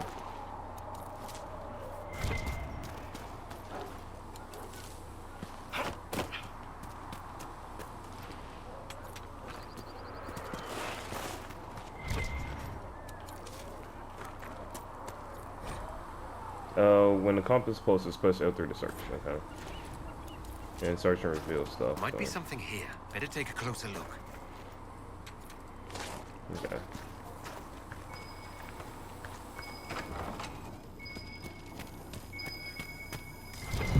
Okay. Oh, got the notes.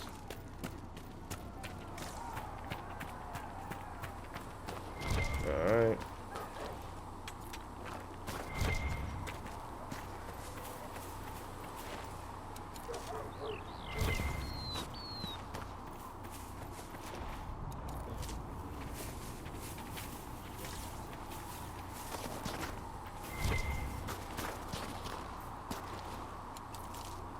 Let's start to go down.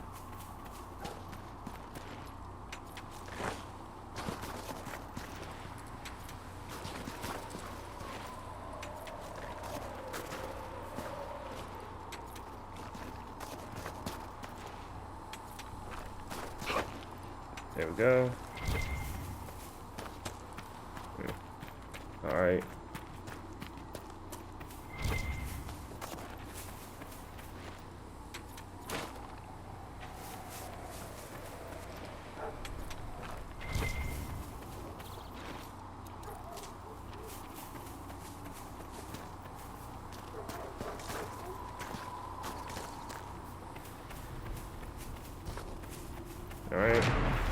get this.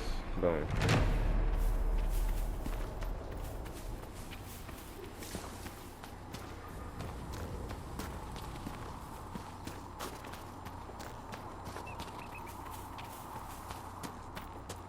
Do. Skirt. Gotta get that. We all want to be killing a lot of animals so we can just farm as much materials as we possibly can, especially good materials and resources. Now, let's turn this stuff in and then do the mission. And see if that unlocks any more dialogue.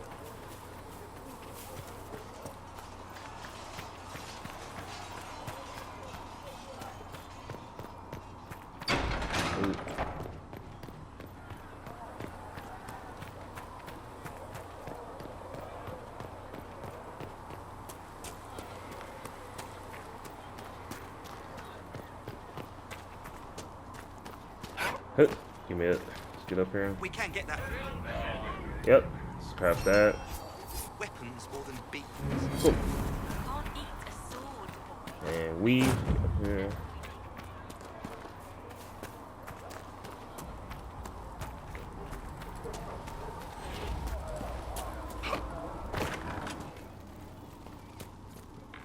You're back. And in one piece. And here. You said you thought Master Tajan was working on something special. If it helps, I found his notes. The old codger was on the edge of a breakthrough here, but he couldn't see it. You want some of these mixed up? You just give the word. Alright. Farewell.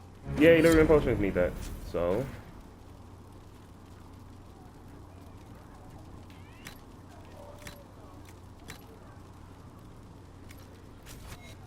That should do for you.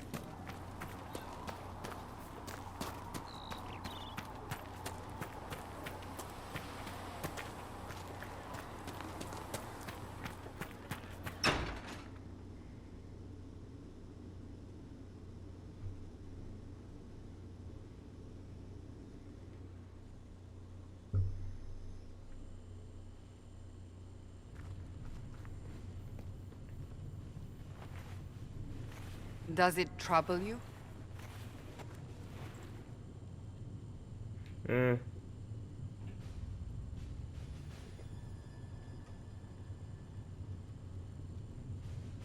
It stops spreading and it doesn't hurt. We take our victories where we can. What's important is that your mark is now stable, as is the breach. You've given us time, and Solas believes a second attempt might succeed, provided the mark has more power. The same level of power used to open the breach in the first place. That is not easy to come by. Still have fun, bro. What harm could there be in powering up something we barely understand? Hold on to that sense of humor.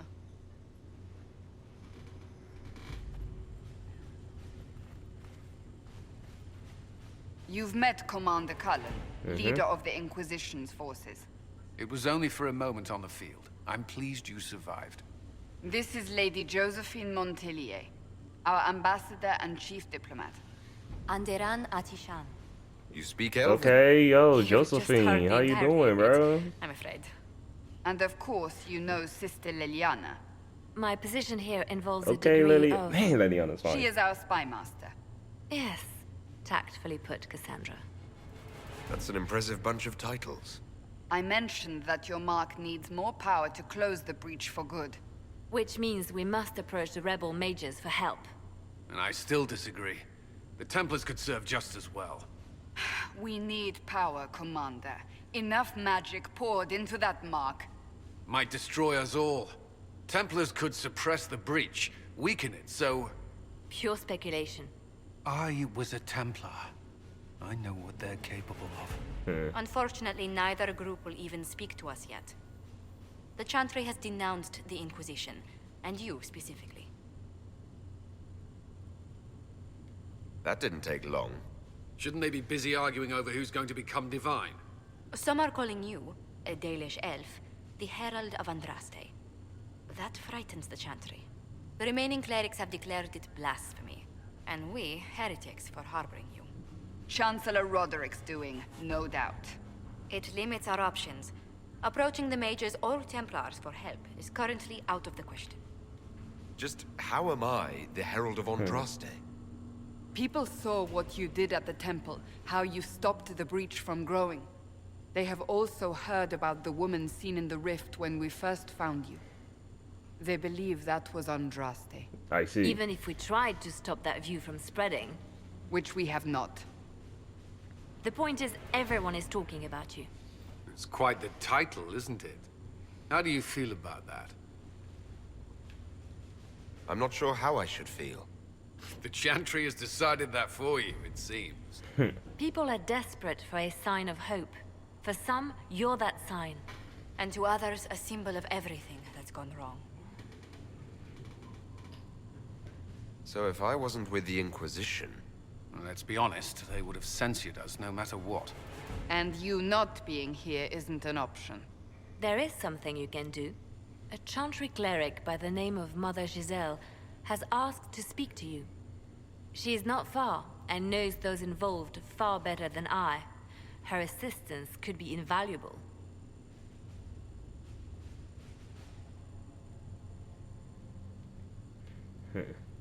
Why would someone from the Chantry help a declared heretic? I understand she's a reasonable sort. Perhaps she does not agree with her sisters. You will find Mother Giselle tending to the wounded in the hinterlands near Redcliffe. Look for other opportunities to expand the Inquisition's influence while you're there. We need agents to extend our reach beyond this valley, and you're better suited than anyone to recruit them. In the meantime, let's think of other options. I won't leave this all to the Herald. Alright, operations. A war table allows you to apply the power of the Inquisition throughout Orlais and Ferelden. Mother Giselle is in the hinterlands, which can be found on the Ferelden side of the table.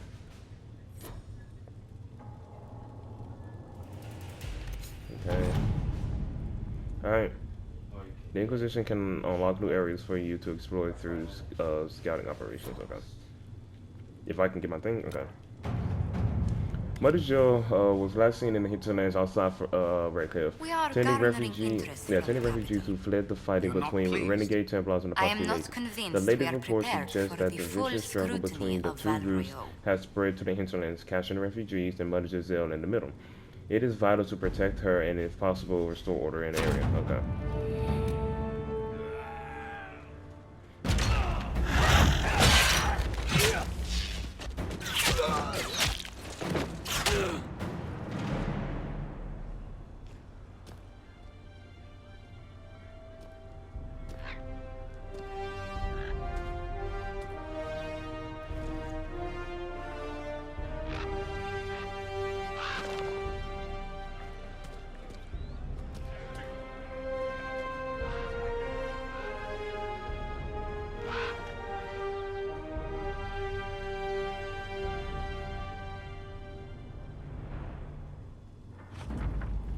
Alright, we avoided the fighting as best we could. It's every bit as bad as we feared. The apostates are mad, attacking anything that moves, and it appears that the Templars here aren't following anyone's orders any longer.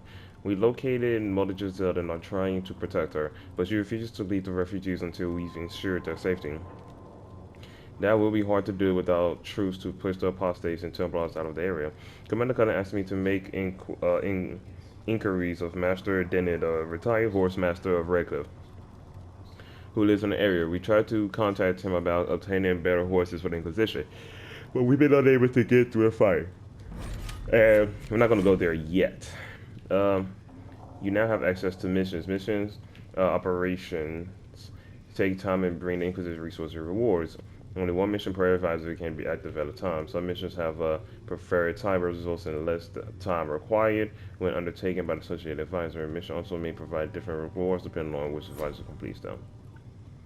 And okay, the Back Emporium. Let's see. Voices on the wind speak of a new power abroad in the world. Inquisition, they whisper, an ancient name restored, the memory rekindled and transformed into a blaze of hope. I hear the whistles and summon the fires of the Inquisition, hearing the depths beneath the city of change. Countless mysteries hide in shadows in anticipation of the light. Come, the Black Emporium awaits. Xeon, Nino or whatever, the Antiquarian must spend his days composing melodramatic invitations to his establishment. I imagine being stuck in a chair for centuries leaves one somewhat lacking for entertainment. This particular message was hand-delivered by a cloaked figure at twilight, especially precisely as the sun disappeared beneath the peaks. My men spied the courier lurking around about our outer gates for at least an hour, waiting for sunset. A servant under the command of some very specific instructions, I assume. That aside, I would encourage a visit to the Black Emporium. The Antiquarian's hoard is legendary. Only those he deems worthy ever lay eyes on him. The champion of Kurgar received an invitation once and reported, among other things, a strange mirror that could transform even flesh and bone. Who knows? We may uncover something that aids in the battle against Scorpius. Alright, let's get it. The ship has been secured. Be wary of what you find in the Black Emporium, Inquisitor. I have heard many frightful tales. Don't worry, Cullen, we chillin'. Storm Coast, Varric's Revenge. No one's concerns. Oh, my clan! Clan Lavellian offers greetings to the Inquisition and wishes a will in sealing the breach that has opened in the sky. While some Daedalus clans hate humans and wish nothing to do with them, Clan Lavellian has always dealt fairly with all and wished only for peace. That said, we have on occasion been forced to defend ourselves from those who saw us only as potential victims. It has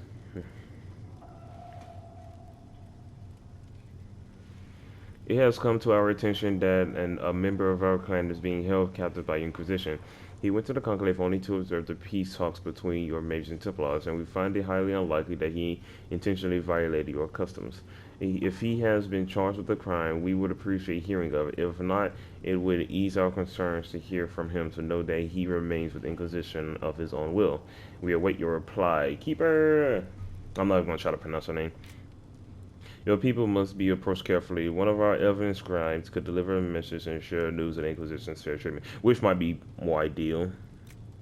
The Daedalus respect deeds, not words. Let my elven agents deliver something the clan needs as a show of good faith. I guess. My troops can deliver news of your safety and make it clear that the Inquisition should be taken seriously. Yeah, I don't know about all that, so I'm going to have you do that. At your service. Turn Highever. Okay.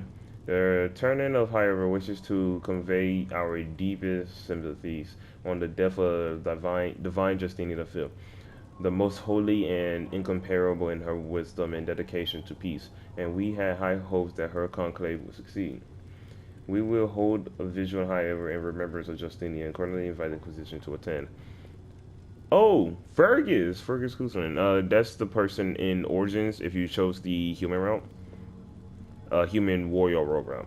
I know Turn Kuslin, I knew Justinian. I can't attend, but I could write to him. We have a number of Ferelden soldiers. We could send the honor guard. I think that would be best, sending a guard.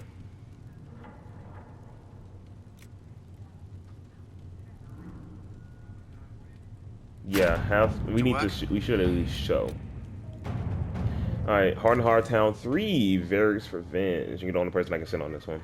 Ruffles, I need a favor actually. Let's call it a loan since I don't pay it back. I got a letter from my editor in Kirkwall today. She tells me that Hardenhard Town 3, the repunishing appeared in print from an Antivan printer a couple of weeks back. I'll give you a moment to contemplate the horror that is that title.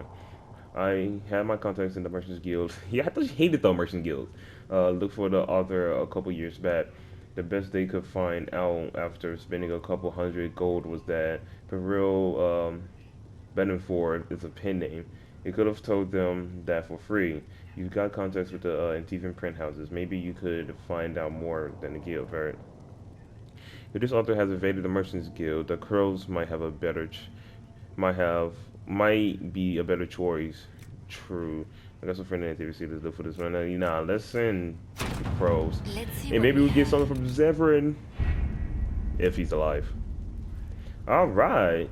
So I guess I got 4 more people to talk to after this. So let's handle that. Oh my gosh. Oh, more codex. More codexes. Oh my gosh, bro. More codexes. This hurts. But, let's look at Cullen. Whatever you have heard of Kirkross rebellion, the truth is far worse. I would spare you that. What remains of Kirkross Templars have been under my command for the past 2 years. We have done what we could to assist with the city's recovery to restore some semblance of order, but my time here is done. Secret Pentecost has approached me. She wishes to stop the war between Mages and Templars. She has been recruiting men and women to the cause and wishes me to oversee the group's military concerns. If the conclave goes well, then we will not be needed. If not, we stand ready. I have decided to take Secret Pentecost's offer. The circles have fallen. I can give no more to the Templar Order, nor it to me. The Maker has shown me a new path. I must take it. Interesting. What about my woman? Josephine Montelier, okay. See, Cassandra. Josephine Montelier is a noble from the nation of Antiva. Oh, she's Antivan. She was educated in Val Royale, where she built connections among the court. Once she finished her schooling at a surprisingly young age, Lady Montelier became the official diplomat between King Fugino of Antiva to Empress Celine of Olay. The appointment suits her. Yeah, suits her. She is well traveled, familiar with many forms of etiquette, and by all accounts, a skilled negotiator. If that endorsement does not suffice, Josephine is a personal friend. Oh, Liliana wrote this. Have faith in her. We require someone both influential and trustworthy to be an ambassador. Crap, I can't speak. For the Inquisition. You cannot tell me you cannot tell me you would prefer to take the job yourself. All right, Michael's woman. Finna speak from his point of view now. This is my girl. You feel me? Anyway, Leliana. She has many names. Most know her as Sister Leliana or the Nightingale. Some refuse to speak her name at all, referring to her only as the left-handed divine, the shadow behind the sunburst throne, as well as the girl and future wife of the hero Ferelden, mind you. The Spy Master, Marjolaine, what happened to her? Because we let her go. Trained Leliana from a young age. For years, Leliana Marjolaine's instrument in the great game of Orlais. While Leliana was devoted to Marjolaine, the reverse was not true. Marjolaine betrayed Leliana and almost succeeded in killing her. Leliana survived the betrayal thanks to Reverend Mother Dorothea. Following the betrayal, Leliana spent several years in a cloister in Ferelden, hiding from her past. Inspired by Reverend Mother Dorothea, Leliana dedicated herself to her faith, discovering peace in a simple life of devotion. But when the fifth blight began, she received what she believed a vision from the Makers. This prompted her to leave her sanctuary, taking up arms against the Darkspawn. Yeah, the hero Ferelden, Michael. 7 years after the defeat of the Archdemon, which she was a part of, by the way, Leliana received a summons from Dorothea, now Divine Justinian V. She returned to Orlais to become an agent of Sunburst's throne. Justinian perished in an explosion that destroyed the Divine Conclave, and Leliana became a founding member, Spy Master of the New Inquisition. Okay, I think we might end up getting updates on this stuff. Groups. We already know about the mages, so, and we know about the Templar Order, so we already know about them.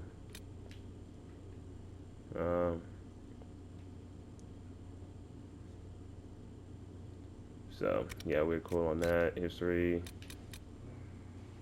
That is flight. Wait, who wrote this? So, wait, is that the one we? I don't know.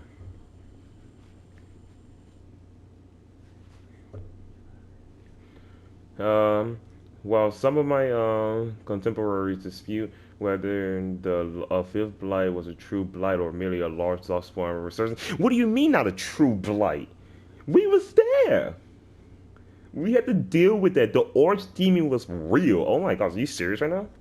Historians agree that it began in the swamps of the Kari Waters, which it did, on the southeastern border of Ferelden in the year 930 Dragon. King Kaelin III was swiftly responding to the threat, gathering the royal army, every great warden in this country, well, already 3, and sending a call for aid to the Ferelden nobility. The assembled armies laid a trap in the ruins of Ulster, hoping to crush the force before it reached civilization. But they failed. Darkspawn overran the defenders of Ulster and decimated their king and his army. They continued their advance into Ferelden unopposed. Only two Great Wardens managed to escape the slaughter. Yeah, Mishael and Alistair. And somehow they came into possession of ancient treaties which compelled the races of men to join arms against the crap. I need to go back to kindergarten. Arms against a massing horde. The surviving wardens made their way to Kinloch Hold, home of the Ferelden Circle, and conscripted the mages. In desperation to find more allies, the wardens journeyed to the preceding forest seeking the Dalish. The elves, too, joined the growing part. In the deep roads, the surviving wardens went searching for Paragon Bronca in hopes she could settle the unrest in Orzammar and unite the dwarves in the battle against the Orange Demon. Bronca could not be located, but another Paragon was found. Yeah, Paragon, damn, I forgot his name. What was that golem dude? The legendary, oh, there we go, Caridin. Yeah, like Caridin, who forced the crown that ended all question of succession. Baron Harriman was crowned king of Orzammar, and the Dwarven armies marched for the surface. Despite their successes, though, greater challenges were. Huh? That's not right. We did Balin.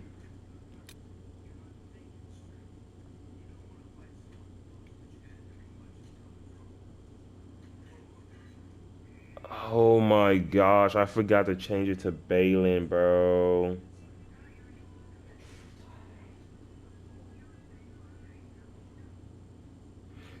Don't tell me I have to start with this all over again. The sound from my phone isn't getting into your stream, is it? No. Okay, good. I do not feel like starting this all over again. Then I have to reread all of this stuff all over again.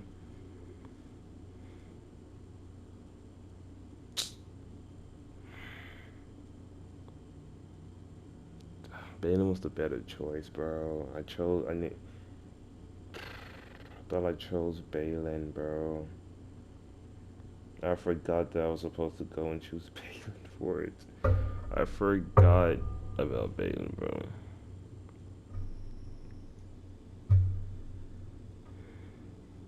Now I'm debating if I should just end this right here, delete the video, start all over again from scratch. Because I low-key do not want to be doing that.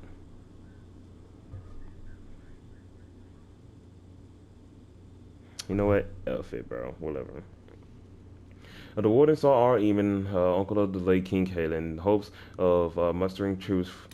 Ooh, crap.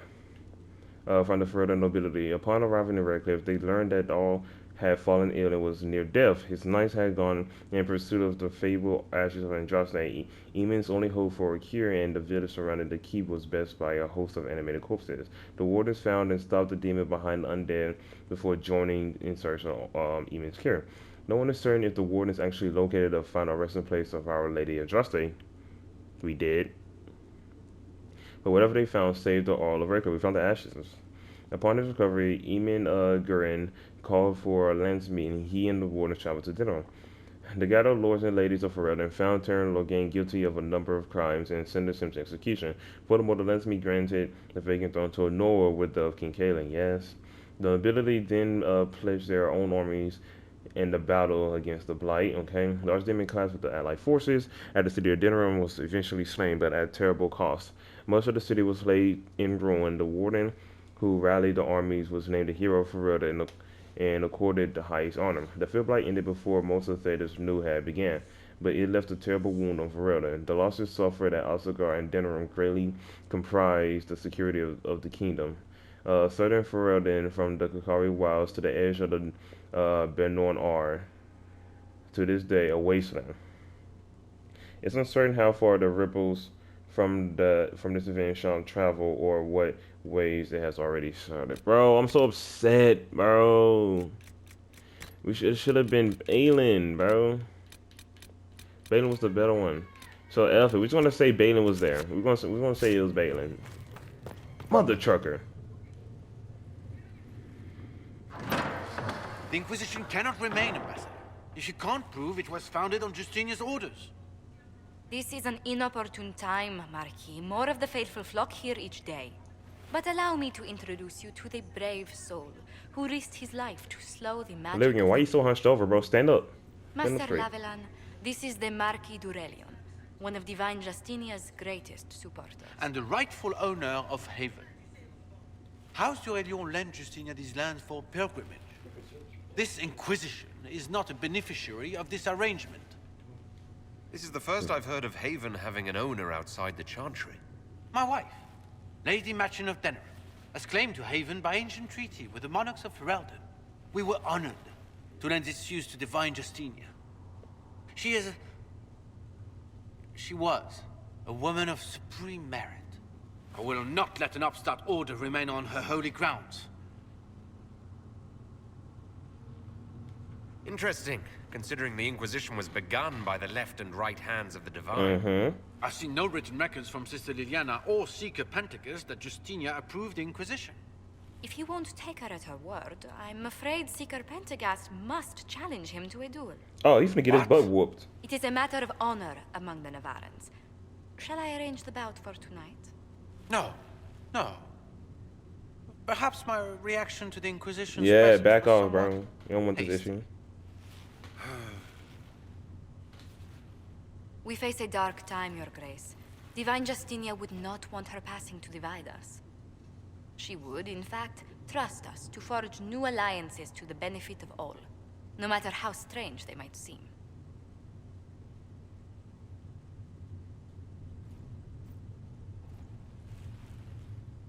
I'll think on it, Lady Montillier.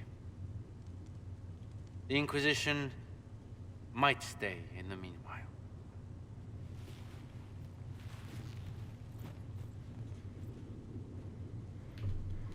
Do the Durelions actually have a claim on this place? His Grace's position is not so strong as he presents it. Despite our Ferelden relations, the Durelions are Orlesian.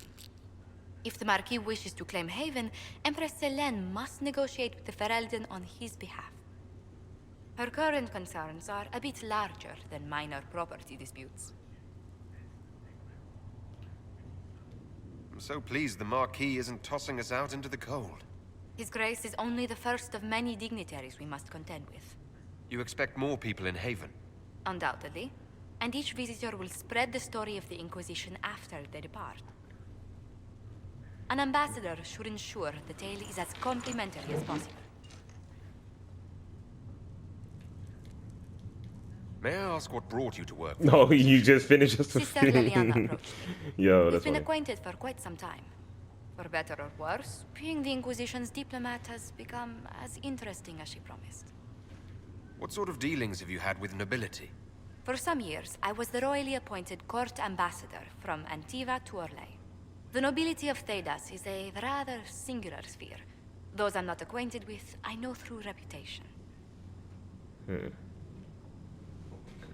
I'm glad for your help. I have a feeling the Inquisition's going to need it. I do believe you are correct. Yo, she Thedas's is politics have become beautiful, bro. agitated. As And of that late. accent, I bro. hope Oh to my guide gosh. us down smoother paths. But please excuse me. I've much work to do before the day is done. Yo, she's not only beautiful, she's also smart, educated, and that accent. Oh my gosh, I'm tweaking. Let's read this. Dude, man, I'm still upset about freaking. Man, I should have went through each one and make sure we did with that, bro. Gosh, I completely forgot. Whatever, bro. Choosing of Andraste. This some bull. That's all I gotta say. There are many misconceptions regarding Andraste's bloodline. Montessori, this is due. Montessori. This is due, I think, to a general lack of knowledge regarding Andraste's mortal life. Understandable considering that many cults that arose following her death, everyone sought to claim Our Lady for their own culture or claim some aspect of her existence was a lie. All of them complete fabrications. My order has done considerable research to ascertain the truth. We all know Andraste and the betrayer raised 5 children. The eldest 3 were sons, Isarath, Ivarian, and Verald. The rule of what was once Southern Interventor was split among them. Isarath was given the west, what is today Orlais. Ivarian was given the east, what is today the Free Marches, okay. Verald was given the central Palestine, what is today Navarra, and Cassandra is Navaran. Okay, interesting. What became of these men and their legacies is the stuff of legend, and the majority of claimants to Andraste's bloodline link back to one of them. None of the three sons, however, were born of Andraste. They were born of the betrayer's concubine, Gillivan. People choose to overlook the fact that Andraste came from the Alamari tribesmen and that they were barbarians, not the Ferelden's we know today. They were savage warriors who took concubines in addition to their wives. And because Andraste was thought to be too weak to bear children, the betrayer took Gillivan to provide him heirs, which he did. After her death, the sons were raised as Andraste's own. Later in life, Andraste proved predictions wrong and had two daughters by the betrayer, Everest and Vile. They were kept out of the public eye and not permitted to marry. Though both had consorts, Everest had but one child, Ali Vemar, who perished on the frick was that? What type of sound was that? On the voyage to Denerim, less than a month after her mother fell to plague and without children of her own. The youngest daughter of Vivile was more controversial, a strong-headed woman who defied her family by falling in love with the mage of Tavintern. Regulian. Vivile and Regulian went into self-imposed exile as the Exalted March began, and into hiding following Andraste's betrayal and murder. What became Vivile and her descendants is largely unknown for one primary reason: she had only daughters. Each of those daughters only had daughters. They married into other families and took their other names, and in the chaos of the Second Blade, all traces of survivors were lost. Andraste's true bloodline, if it exists, lies solely in the descendants of Vivile, and the suspicion of my order is that it produces only daughters. Thus, the claims of your young man, Moziad, are highly suspect. That's interesting. So, Andraste only had... Interesting.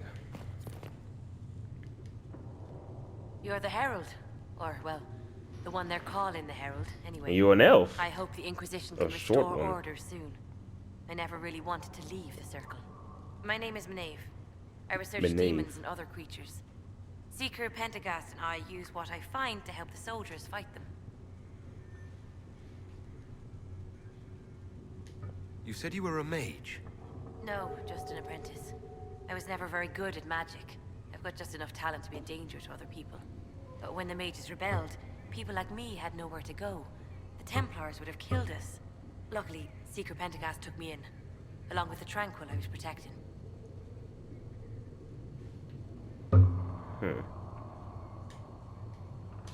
I'm surprised that even an apprentice mage wouldn't join the rebellion. I don't like using magic to fight. I'm not good at it either. I like studying. I like performing rituals that helped us unlock the secrets of the Veil.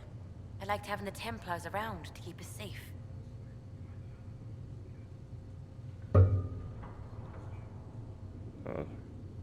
You might have done well among the Dalish. Our mages are encouraged to study safely. Fenrir will take the Dalish. Don't let my lack of Valisline fool you, Lethline.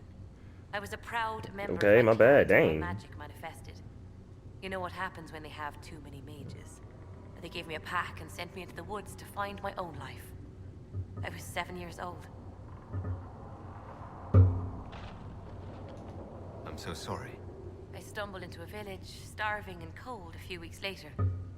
I started using magic to scare predators away. The villagers saw me make fire in my fist. They were terrified and wanted to kill me. Templars saved me from them. They gave me food and clothes and took me to the Circle. I've seen what life is like without the Templars, and I want no part of it. I just want to study. You said that you were keeping some of the Tranquils safe. Yes. The mages took some of them when my Circle rebelled. The rest were forgotten. Most Circle mages look down on the Tranquil, or try to pretend they don't exist. They don't have any emotions. They can barely take care of themselves. Can't defend themselves at all. It's a shame. I like them better than most people. But my so that's the thing when it comes to like the Templars and mages, right? There's good Templars, like I said in Dragon Age 2, there's good Templars, there's bad Templars. There's good mages, there's bad mages, right? Like, we shouldn't just box them all into a group saying all Templars are bad and saying that all mages are evil and dangerous. Yes, mages, magic is dangerous if used in the wrong way. There was villagers, people was about to kill her because they saw her make fire fists. Me personally, I thought that was cool. And the Templars protected her from that, gave her food, shelter, a life. Yes, they took her to a circle, of course they had to. But they didn't treat her any type of way. They didn't disrespect her or try to ruin her life. So the thing is, my opinion on it is that the circle is needed. It is needed. Because the circle can guide young people, young mages, children with magic. Let me just do this so it doesn't leave. Young children with magic to a better path so they can learn how to harness their magic. Like, oh, so this is how I can properly use my magic. I can use my magic to heal in this thing. And then they can particularly join specific groups to use their magic in different ways. Some people say, yeah, I don't really want to fight. I just want to do some poor stuff so they can do barriers and heal people, probably revive people back from the dead, stuff like that, right? And then other people are like, yeah, we can be on the front lines and just do stuff like that, right? So that stuff is needed. Now, do I agree with the Templars and their methods of cruelty? No, that should not have been in place. And that's what's keeping a lot of mages from like, yo, we should just rebel. We shouldn't. The Templars are evil. They suck. And then they're like, yo, the mages are getting out of hand. They need to be corrected. Like, bro. I'm glad they have someone who cares about them. They deserve better. They're polite, they're rational, and they'll never get angry at you. When they study, they have a focus no normal person could ever match. But the Templars, even some of the mages, mistreated them just because they could. The Tranquil never fought back. If not for that, I don't know. Doesn't really matter now. You said Cassandra has you researching creatures. Yes. If you find anything interesting in your travels, I'd appreciate you bringing it to me. I may be able to find some weakness our soldiers can exploit when fighting various creatures. At the least, some materials are useful for making potions or gear for the Inquisition. Why did you decide to research dangerous creatures? I like the outdoors. The idea of the outdoors, anyway.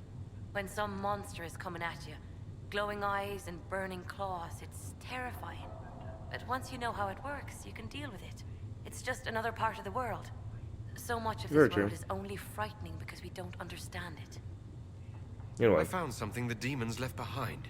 Can you use it? Yes, that's very helpful. Just leave it there and the Tranquil and I will examine it. And boom. We can use that.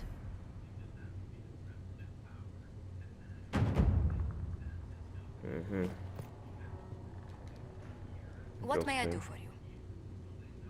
Alright, Tell me how you came to work for the Inquisition again. I'd been considering leaving my post in Antiva for a new challenge when Leliana recruited me. You ever meet Zevran? Unrest in Talos, and the Inquisition seems a promising method to stop it. It's to everyone's benefit if we prevent the Mage-Templar conflict from spreading further. So was it the prospect of stability that drew you here? The full impact of the Mage Rebellion has yet to be felt, and that was before the death of the Divine. The violence must be curbed before we see it turn to full-scale war. I agree. I can only imagine the bloodshed if it escalates further. I'm afraid history holds many examples of what will happen if it does. Mm-hmm. What exactly does your job entail? I meet with ambassadors from various factions and countries, and cement alliances with them. We are a young cause. Diplomacy is essential to our credibility. Then you speak for the Inquisition with these nobles? I do. Someone must foster goodwill on our behalf, as well as prevent controversy as news of us spreads. How heavily are our actions scrutinized? Make no mistake. Every noble house, every throne, is waiting to see what the Inquisition does next. Many are willing to pledge support, if offers are made in just the right fashion. I intend to see that they are. Okay. How do you and Liliana know each other? We moved no through wife. similar circles in Norlay. I believe we actually met in Val Royaux. Leliana was quite an accomplished player of the game by then. What exactly do you mean when you say the game? Forgive me. The game refers to the slow duels of influence among the noble and powerful of Orlais. It's a rather light-hearted name for the matter, but Orlesians are fond of playful touches. Now tell me about you feel me? You know what I'm saying? What business are the Montiliers in exactly? We began as merchants. My ancestors founded the first trade routes to Rivain. We once sent entire fleets across the Waking Sea.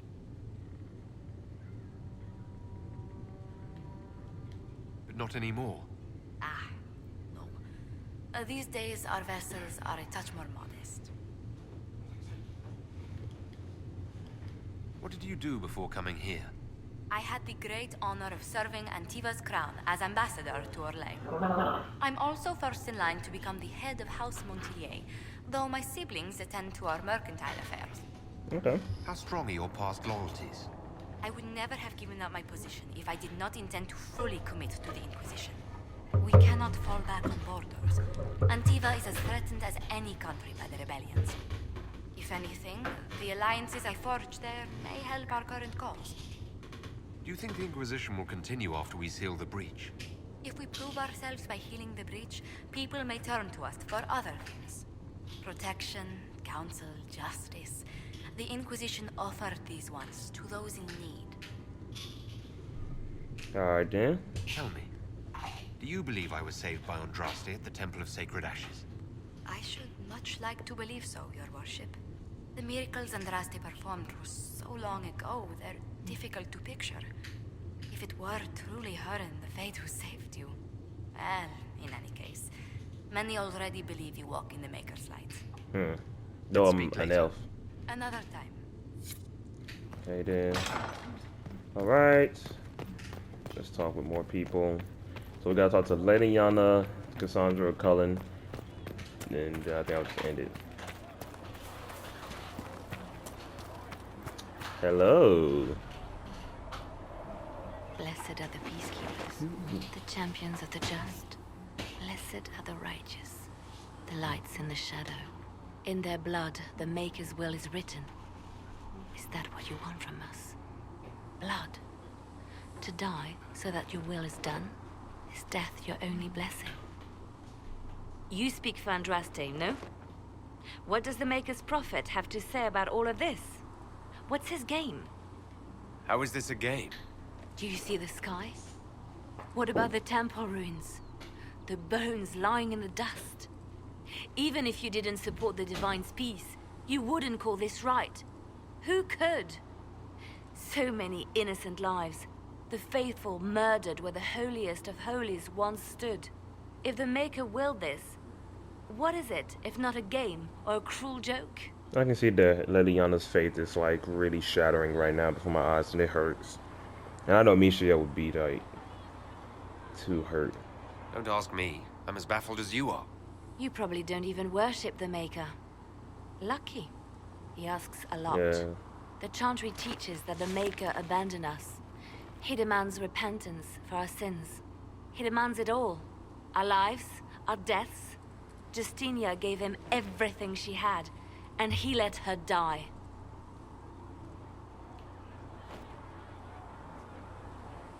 Maybe you should be angry at the people who murdered her. If the Maker doesn't intervene to save the best of his servants, what good is he? I used to believe I was chosen, just as some say you Used to are. is crazy. I thought I was fulfilling his purpose for me, working with the Divine, helping people. But now she's dead. It was all for nothing. Serving the Maker meant nothing. Maybe you have another purpose. It didn't I could mean help you nothing. find it. Man, Misha No, would be this so is my heartbroken way. if he saw you acting like I this. regret that I even let you see me like this. It was a moment of weakness. It won't happen again. Come. To work, then. We will speak later. Bro, if Mishael saw you speaking like this, Leliana, he would be so heartbroken. Like, bro would be absolutely just, I don't know. Oh. So it's true. Butler has stand on us. I hope my hunch was wrong. You knew him well? Not as well as I thought. Show me the reports. Uh, There were so many questions surrounding Farria's death. Did he think we wouldn't notice? He's killed Farria, one of my best agents, and knows where the others are. You know what must be done. Make it clean. Painless if you can. We were friends once. yeah. Wait. What are you doing? It's not the Leliana betrayed that us. I know. He This is not my murdered my woman. agent. And you'd kill him. Just like that. You find fault with my decision? I'm sure most of your decisions are fine, but that one? A little extreme. Extreme? Butler's betrayal put our agents in danger. I condemned one man to save dozens. I may not like what I do, but it must be done. I cannot afford the luxury of ideals at a time like this. If you don't like what you do, it's a pretty good sign you're doing something bad. Exactly. That is certainly one way to put it. Very well. I will think of another way to deal with this man. Apprehend Butler, but see that he lives. Now, if you're happy, I have more work to do. Nah, we gotta talk about this. Michelle will be so Reports disappointed. of fade rifts and demons keep coming. The people are terrified, and it's only getting worse. Let me just The get only there. thing Okay, that there we will go. calm their fears now is the hope that someone out there can save them. You have to be that someone. No one else has any power over the rifts. Seal them. Your Bro. legend will spread, and Thedas will learn to trust the Inquisition. Why do you want me to seek out the rebel mages? Why do you care? I've known mages. Some of them were better people than me. And yet I'm free and they're not. It's not right.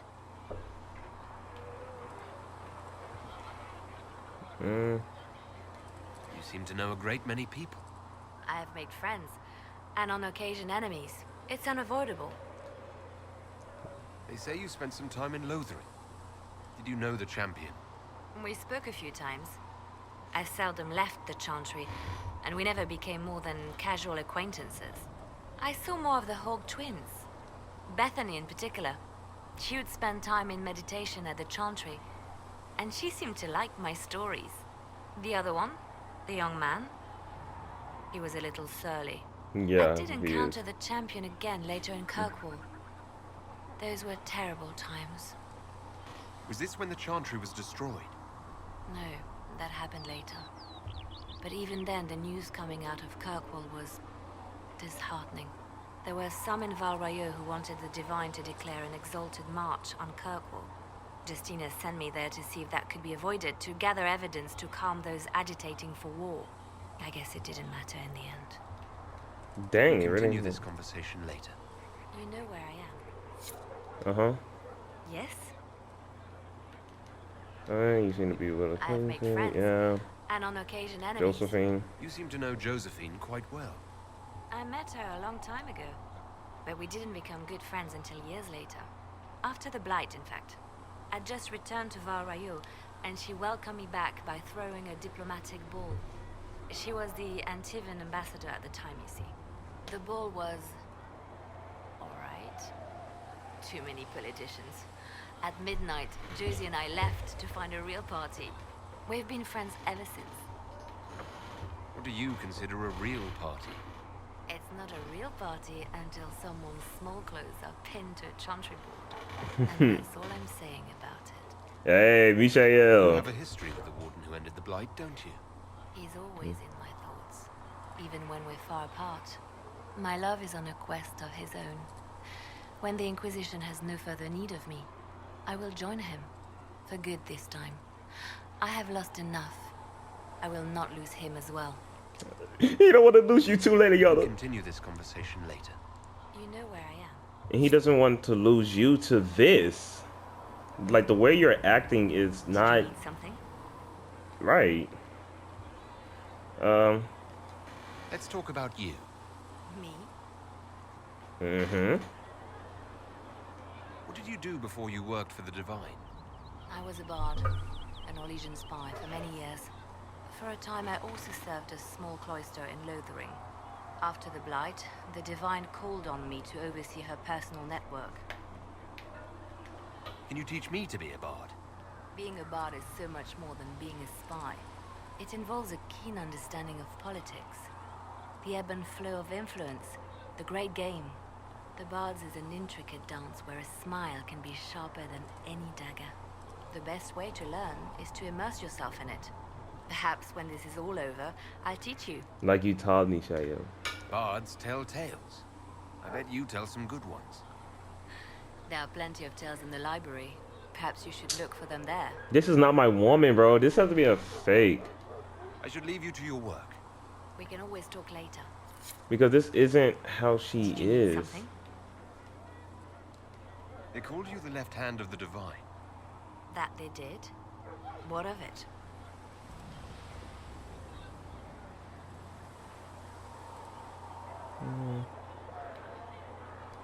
What exactly does the left hand of the Divine do?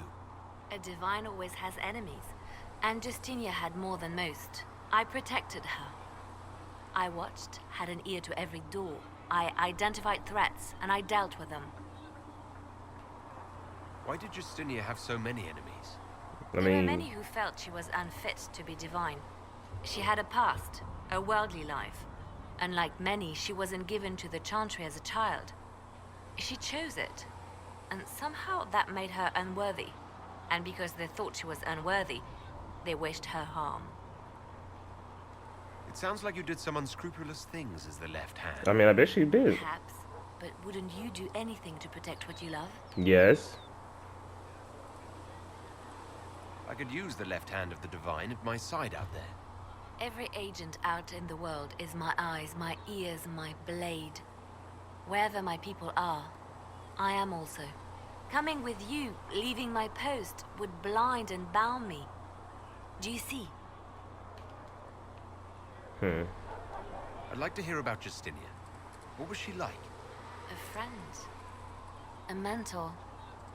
Like me, she had secrets, made mistakes. It made her human. I think her followers responded to that. Really? Are you serious, bro? Come on now. How did you and Justinia meet? I met her a long time ago, before she became divine. Before she was Justinia. When I met her, she was Mother Dorothea. I was at my lowest. Broken, lost. And she saved me. No, wait. She hates it when I say that. I saved myself. She just showed me it was possible. Gosh, I love you so much. I'm sorry. Dang, bro. Oh, I'm heartbroken she acting like this. She gives me very... And I shall embrace.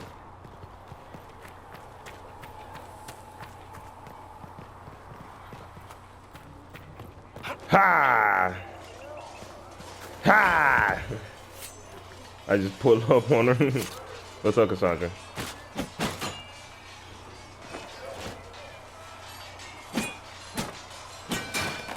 Ugh.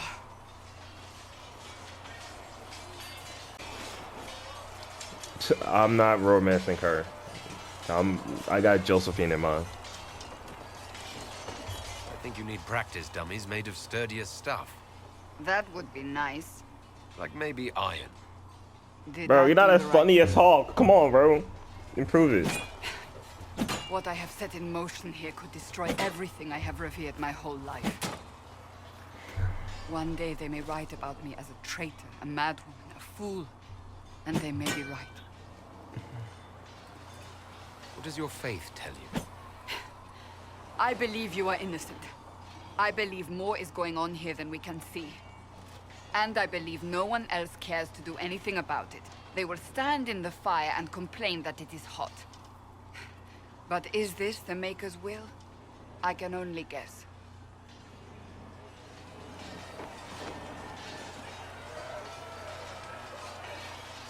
You don't think I'm the Herald of Andraste?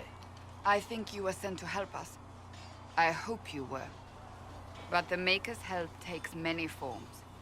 Sometimes it's difficult to discern who it truly benefits, or how. What's going to happen now? Now, We deal with the Chantry's panic over you before they do even more harm. Then we close the breach. We are the only ones who can. After that, we find out who is responsible for this chaos, and we end them. And if there are consequences to be paid for what I have done, I pay them. I only pray the price is not too high. You didn't have any choice. Didn't I?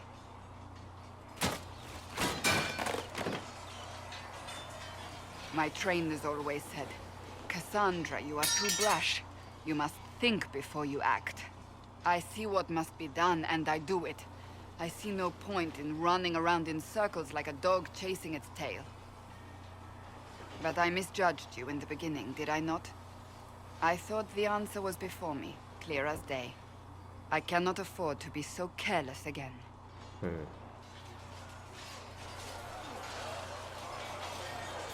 Can't say I'm not grateful to hear that. I can be harsh, I know.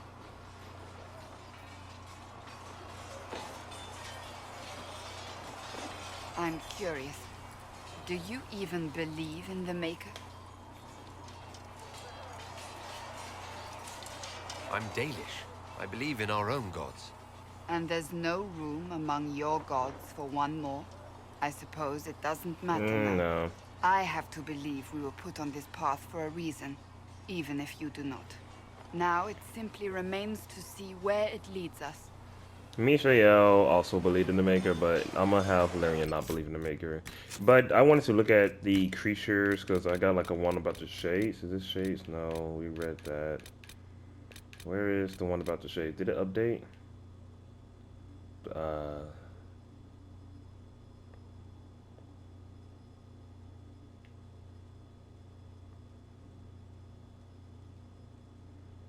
Okay, it just says research, fine, whatever. Alright, wait. It occurs to me I don't actually know much about you. What do you want to know? I'm not sure. Where are you from? My clan never stayed in one place for long, though we primarily roamed the free marches. Oh, I didn't think your people roamed that far north. But clearly I'm mistaken. I'm told some members of your clan might still be alive. Do you intend to go back? I might, once this is done. It will not be the same once you do.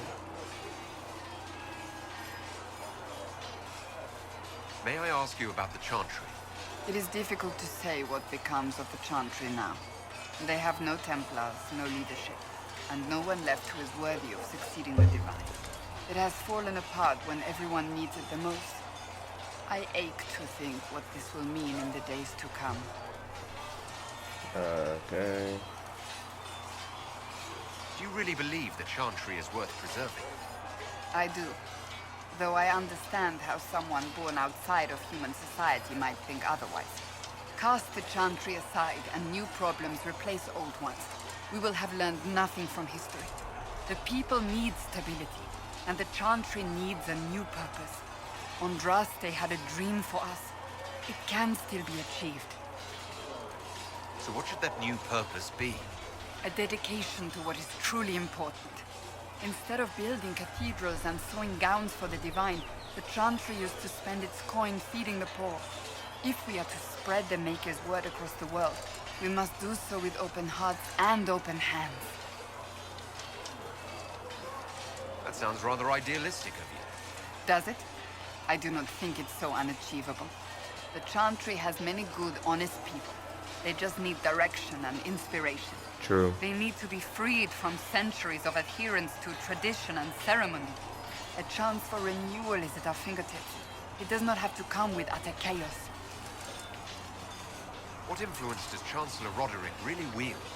He's a bureaucrat, responsible for communicating the Divine's will to the rest of the Chantry. Therefore, he's accustomed to the clerics hanging on his every word, hoping his influence will benefit them. Despite that, Roderick is not a bad man.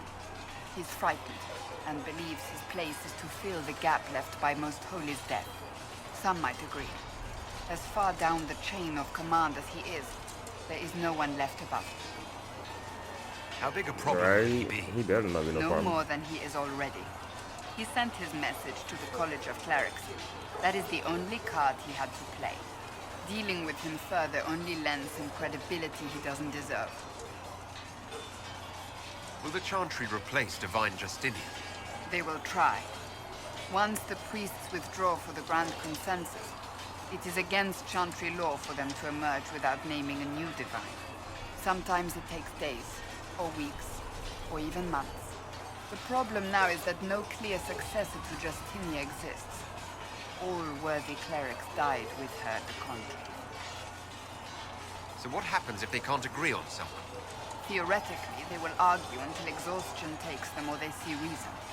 Practically, however, if the Grand Consensus goes on too long, the Chantry will crumble. Any cleric with ambition but little sense will see this as her one chance, and plenty of such clerics exist. We shall see what happens. The Inquisition must act in the meantime. If they do choose a new divine, will you serve her? That depends on whether she would have me. I am a rebel now, remember? Fair. And even if she would, I do not know. It would depend on what type of divine she is. I am no longer in a position to follow blindly, and no new divine could expect such obedience now. I'm surprised you rebelled against the Chantry. I left my own order when they took the wrong path. It is no different. But in neither case did I stop caring. Indeed, I care so much that I feel drastic action is necessary. I suppose history shall one day judge my actions.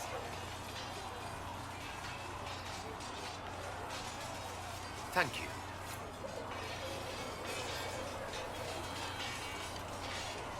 Do you need something? Mm-hmm. Can you tell me more about the Seekers? The Seekers of Truth were born from the original Inquisition long ago, when it united with the Chantry. Seekers stood above the Templars, watching over them but also investigating magical events they couldn't handle.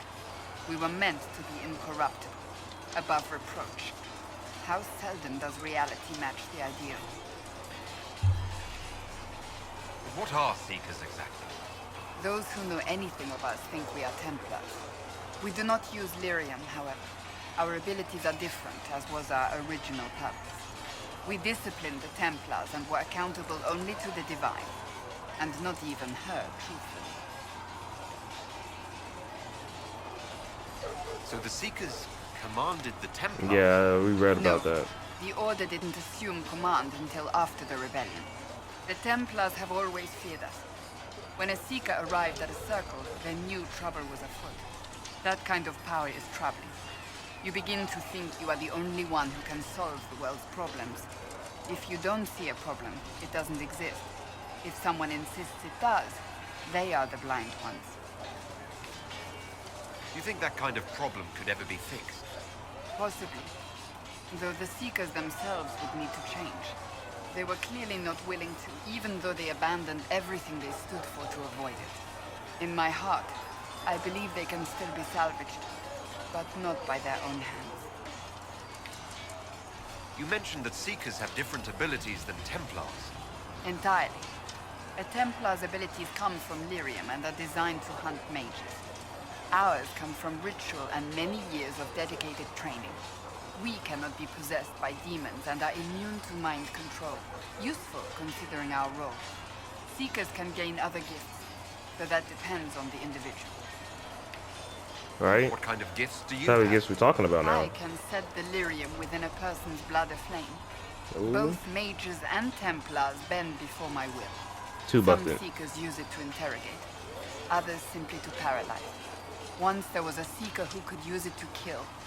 That particular gift is considered rare. That's a busted ability. Use it. We originally united with the Chantry. Like any to mage you retreat see, any mage just mages do it. under control.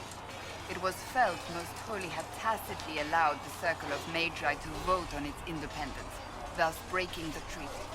The Seekers saw themselves as justified, and they led the Templars into a war of righteousness. You sound like you disagree.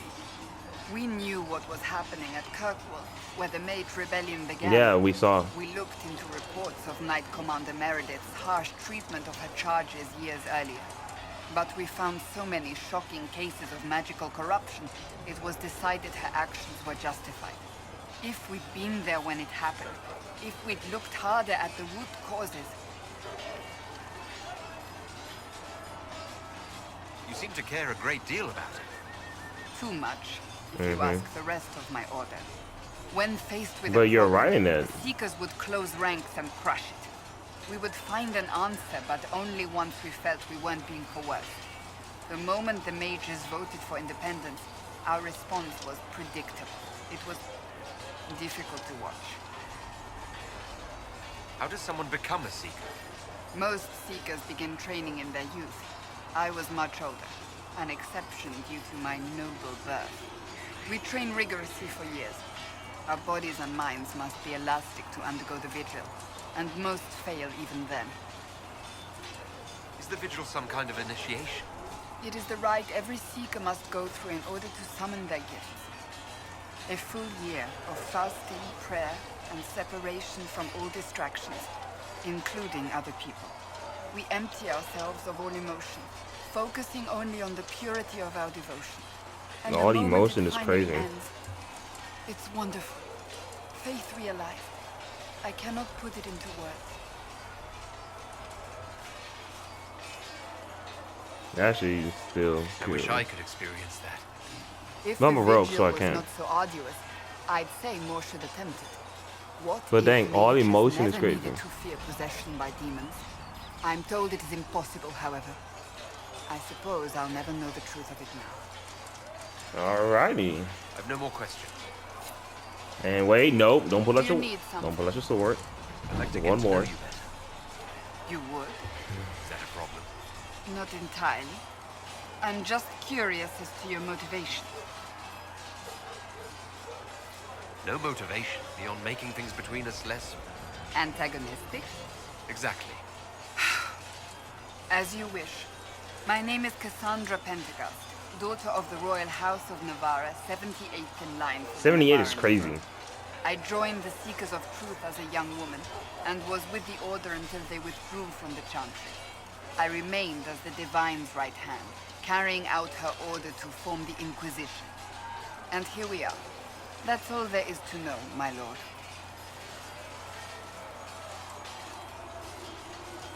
You're a member of Navarra's royal family. The Pentecosts are a very large clan. Half of Cumberland could say the same. Cumberland? That's crazy. No, but it feels that way. I have hundreds of relatives so distant they need charts to prove we're related at all. And they have them. Oh yes. The Pentecosts value their precious blood like it runs with gold. You're not on very good terms with your family, then. I do not visit, if that's what you mean. The Pentecosts are famed for dragon hunting, but few actually pursue the craft. Most are fat and lazy. They pay lip service to the Maker and care only for idle pleasures and past glories. My brother was all that kept me in Navarra. Once he was gone, so was I. Tell me about your brother. I would prefer not to speak of Anthony. Another time, perhaps. Okay. So you were the right hand to the Divine? To Divine Justinia, yes. And Divine Beatrix before her, in fact. The position is normally reserved for Templars of the Knights Divine, but my circumstances were unusual. Unusual how? You don't know the story? Thank the Maker. I will tell you if you wish, but it isn't as exciting as some drum it up to be. The short version is that I once saved the previous Divine's life. My reward was becoming her right hand.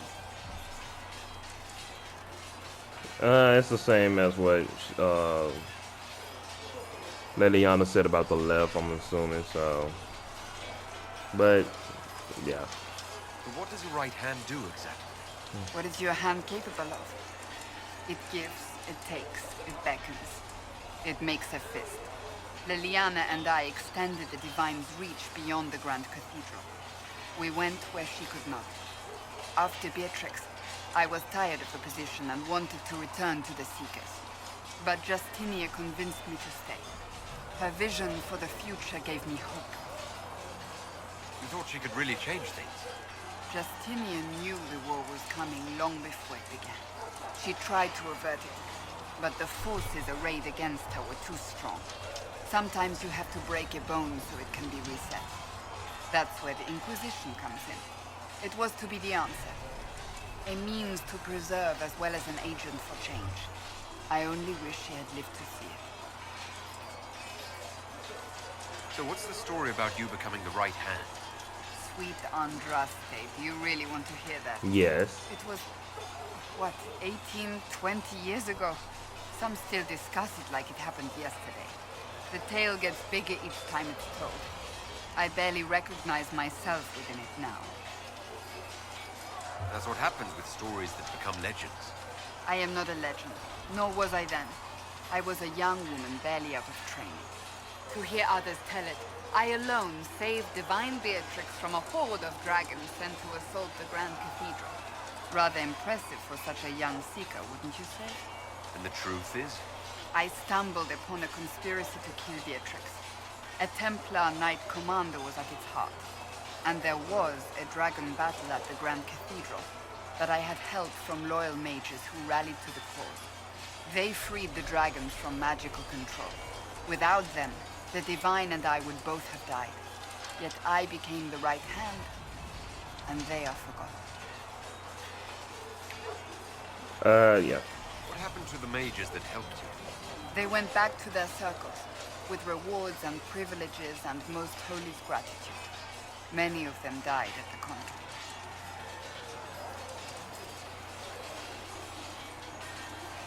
An impressive tale. I can see why people enjoy telling it. Just wait till they start telling stories about you. Alright. I'll let you get back to work. Alright, cut is the last one. Excuse me. Hey, don't hit me. You there. There's a shield in your hand. Log with it. If this man were your enemy, you'd be dead. Lieutenant, don't hold back. The recruits must prepare for a real fight, not a practice one. Yes, Commander. We've received a number of recruits. Locals from Haven and some pilgrims. None made quite the entrance you did. At least I got everyone's attention. That you did. I was recruited to the Inquisition in Kirkwall myself. I was there during the Yeah, we Mage just read that. Uprising. I saw firsthand the devastation it caused. Sir. Cassandra sought a solution. When she offered me a position, I left the Templars to join her cause. Now it seems we face something far worse. The Conclave destroyed, a giant hole in the sky. Things aren't looking good. Which is why we're needed. The Chantry lost control of both Templars and Mages. Now they argue over a new Divine while the breach remains. The Inquisition could act when the Chantry cannot. Our followers would be part of that. There's so much we can... Forgive me. I doubt you came here for a lecture. You've given this a lot of thought. I know what happens when order is lost, and action comes too late. There's still a lot of work ahead. Commander, Sir Raiden has a report on our supply lines. As I was saying.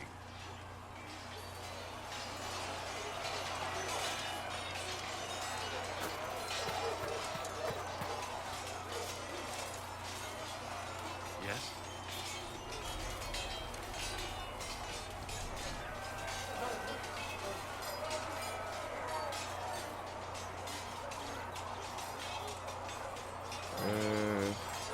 Why would Templars break away from the Chantry? The Order believes the Chantry no longer supports their efforts. Not to the extent they should.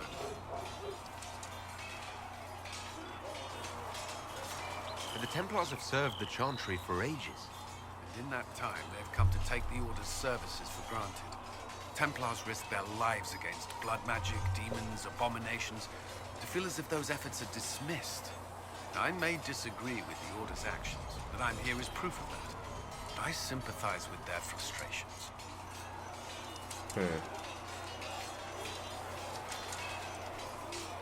I should get to know you better. We're working together after all. What would you like to know? All right. Where are you from?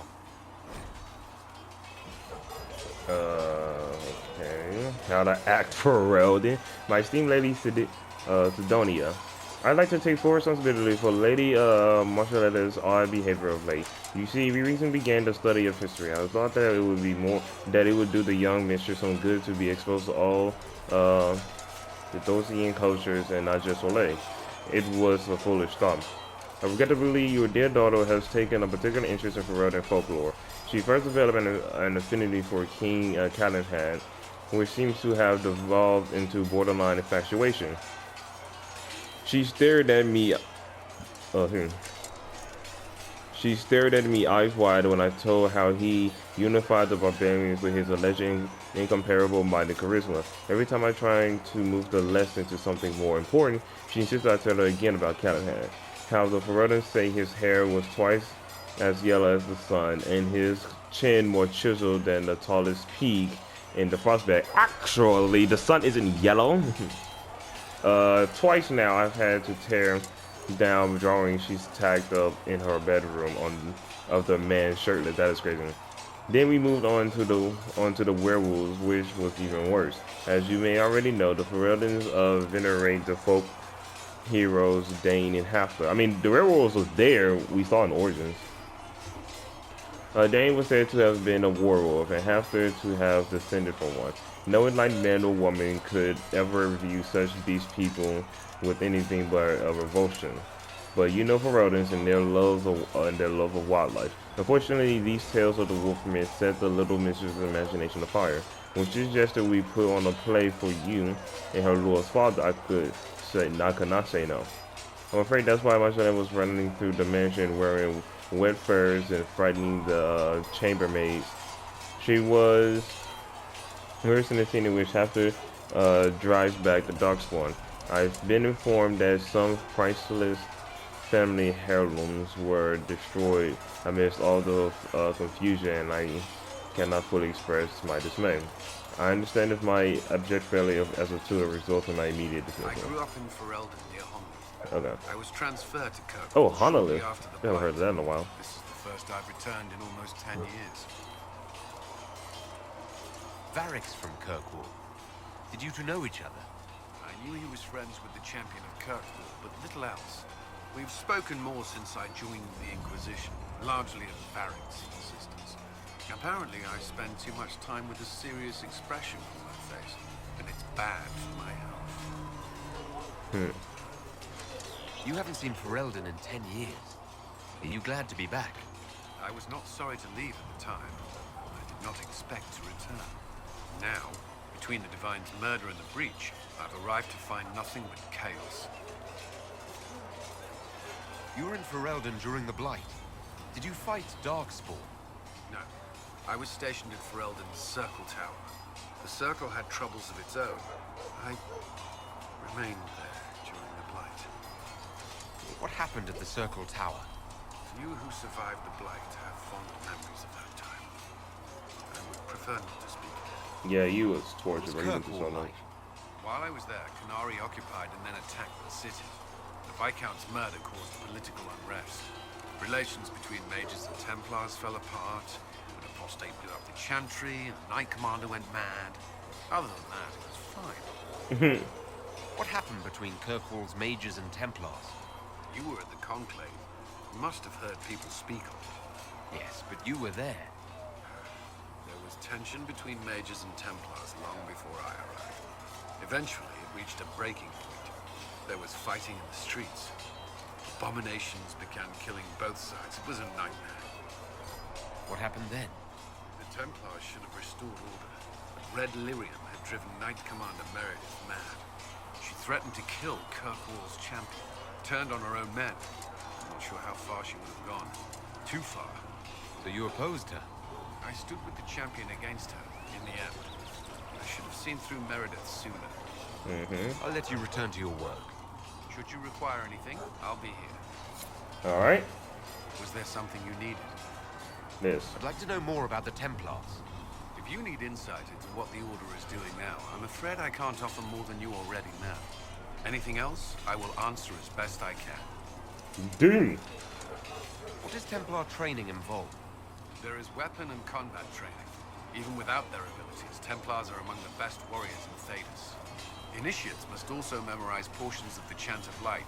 I think we heard history, Alistair talk about and this improve one. their mental focus. Did you enjoy your training?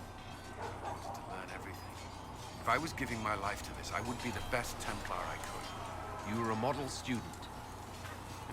I wanted to be. I wasn't always successful.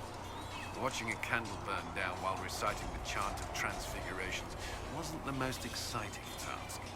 I admit, my mind sometimes wandered. Do Templars take vows? I swear to the Maker to watch all the mages, that sort of thing. There's a vigil first. You're meant to be at peace during that time, but your life is about to change. When it's over, you give yourself to a life of service. That's when you're given a filter, your first draft of Lyria and its power.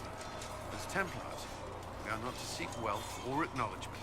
Our lives belong to the Maker and the path we have chosen.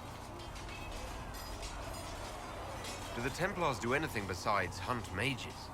Templars protect against the dangers of magic. Before the Order left the Chantry, that meant serving in a circle. They were also tasked with tracking apostates or fighting demons inevitably summoned by the weak or malicious. What do you think of mages? Are they all a threat? I've seen the suffering magic can inflict. I've treated mages with distrust because of it, at times without cause. That was unworthy of me. I will try not to do so here. Not that I want mages moving through our base completely unchecked. We need safeguards in place to protect people, including mages, from possession, at least. You've lived in the Circle. What was a typical day for a Templar then? Typical? The last time I was in a circle was right before it fell apart. Nothing was typical. Before that then? Certain rituals require a full guard. A mage's harrowing, for instance. I've attended a few. Most of the time you merely maintain a presence, on patrol or in the circle, ready to respond if needed. Mages pretend to ignore that presence, but they're watching you just as closely.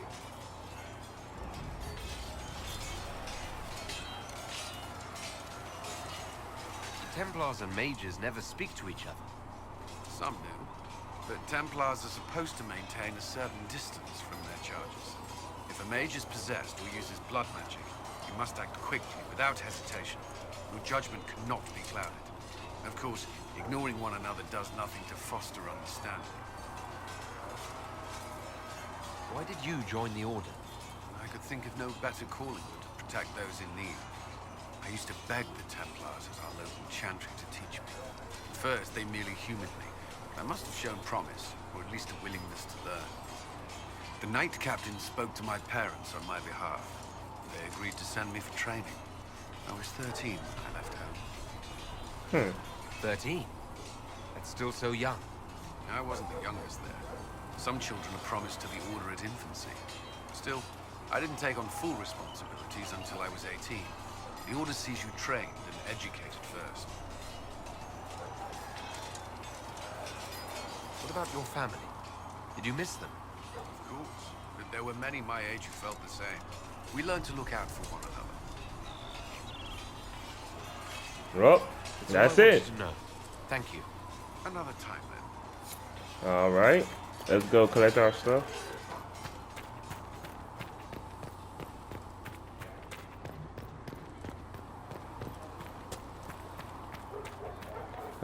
Let's see if we get any new shipments. Anything? No, not yet. Okay. Walk safely, Herald of Andraste. Can I talk? Oh.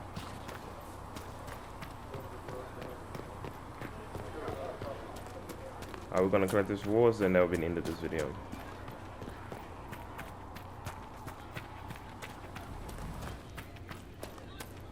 Too many wounded. Not enough bandages to go around.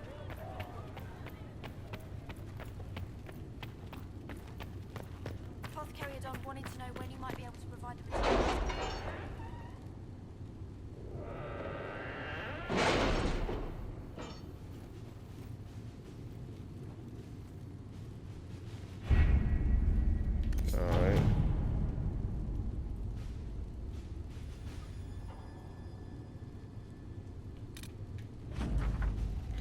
Commander Cullen, your honor guard was a welcome sight at the Divine's vigil. As a measure of thanks, I am sending Ferelden's army and equipment for your troops. Cool.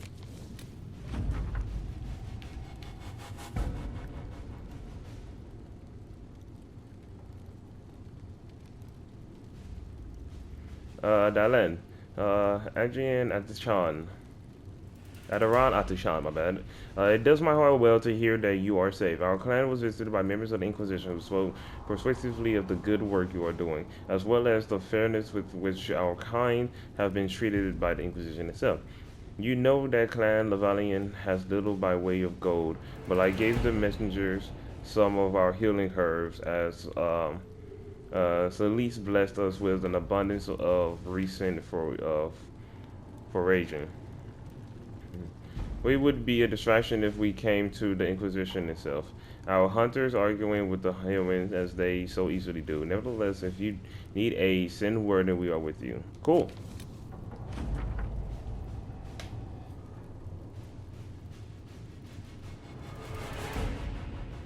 My dear Leliana, your author friend, your author friend is truly a mystery. Our search uncovered only a string of foreign accounts.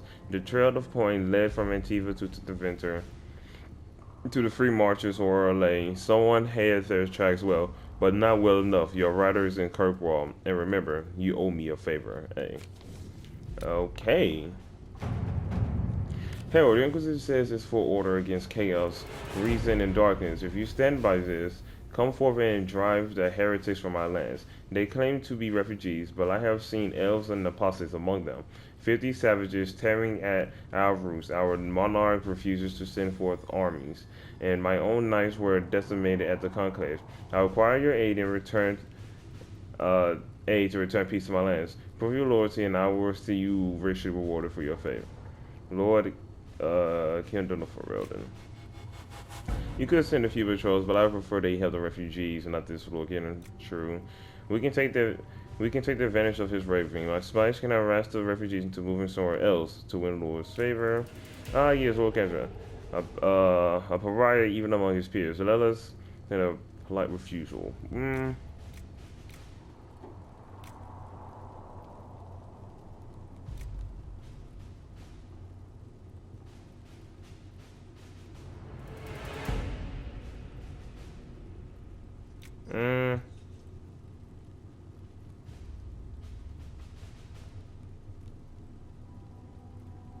Yeah, help the refugees. Screw, bro. Right. And we're calling it here.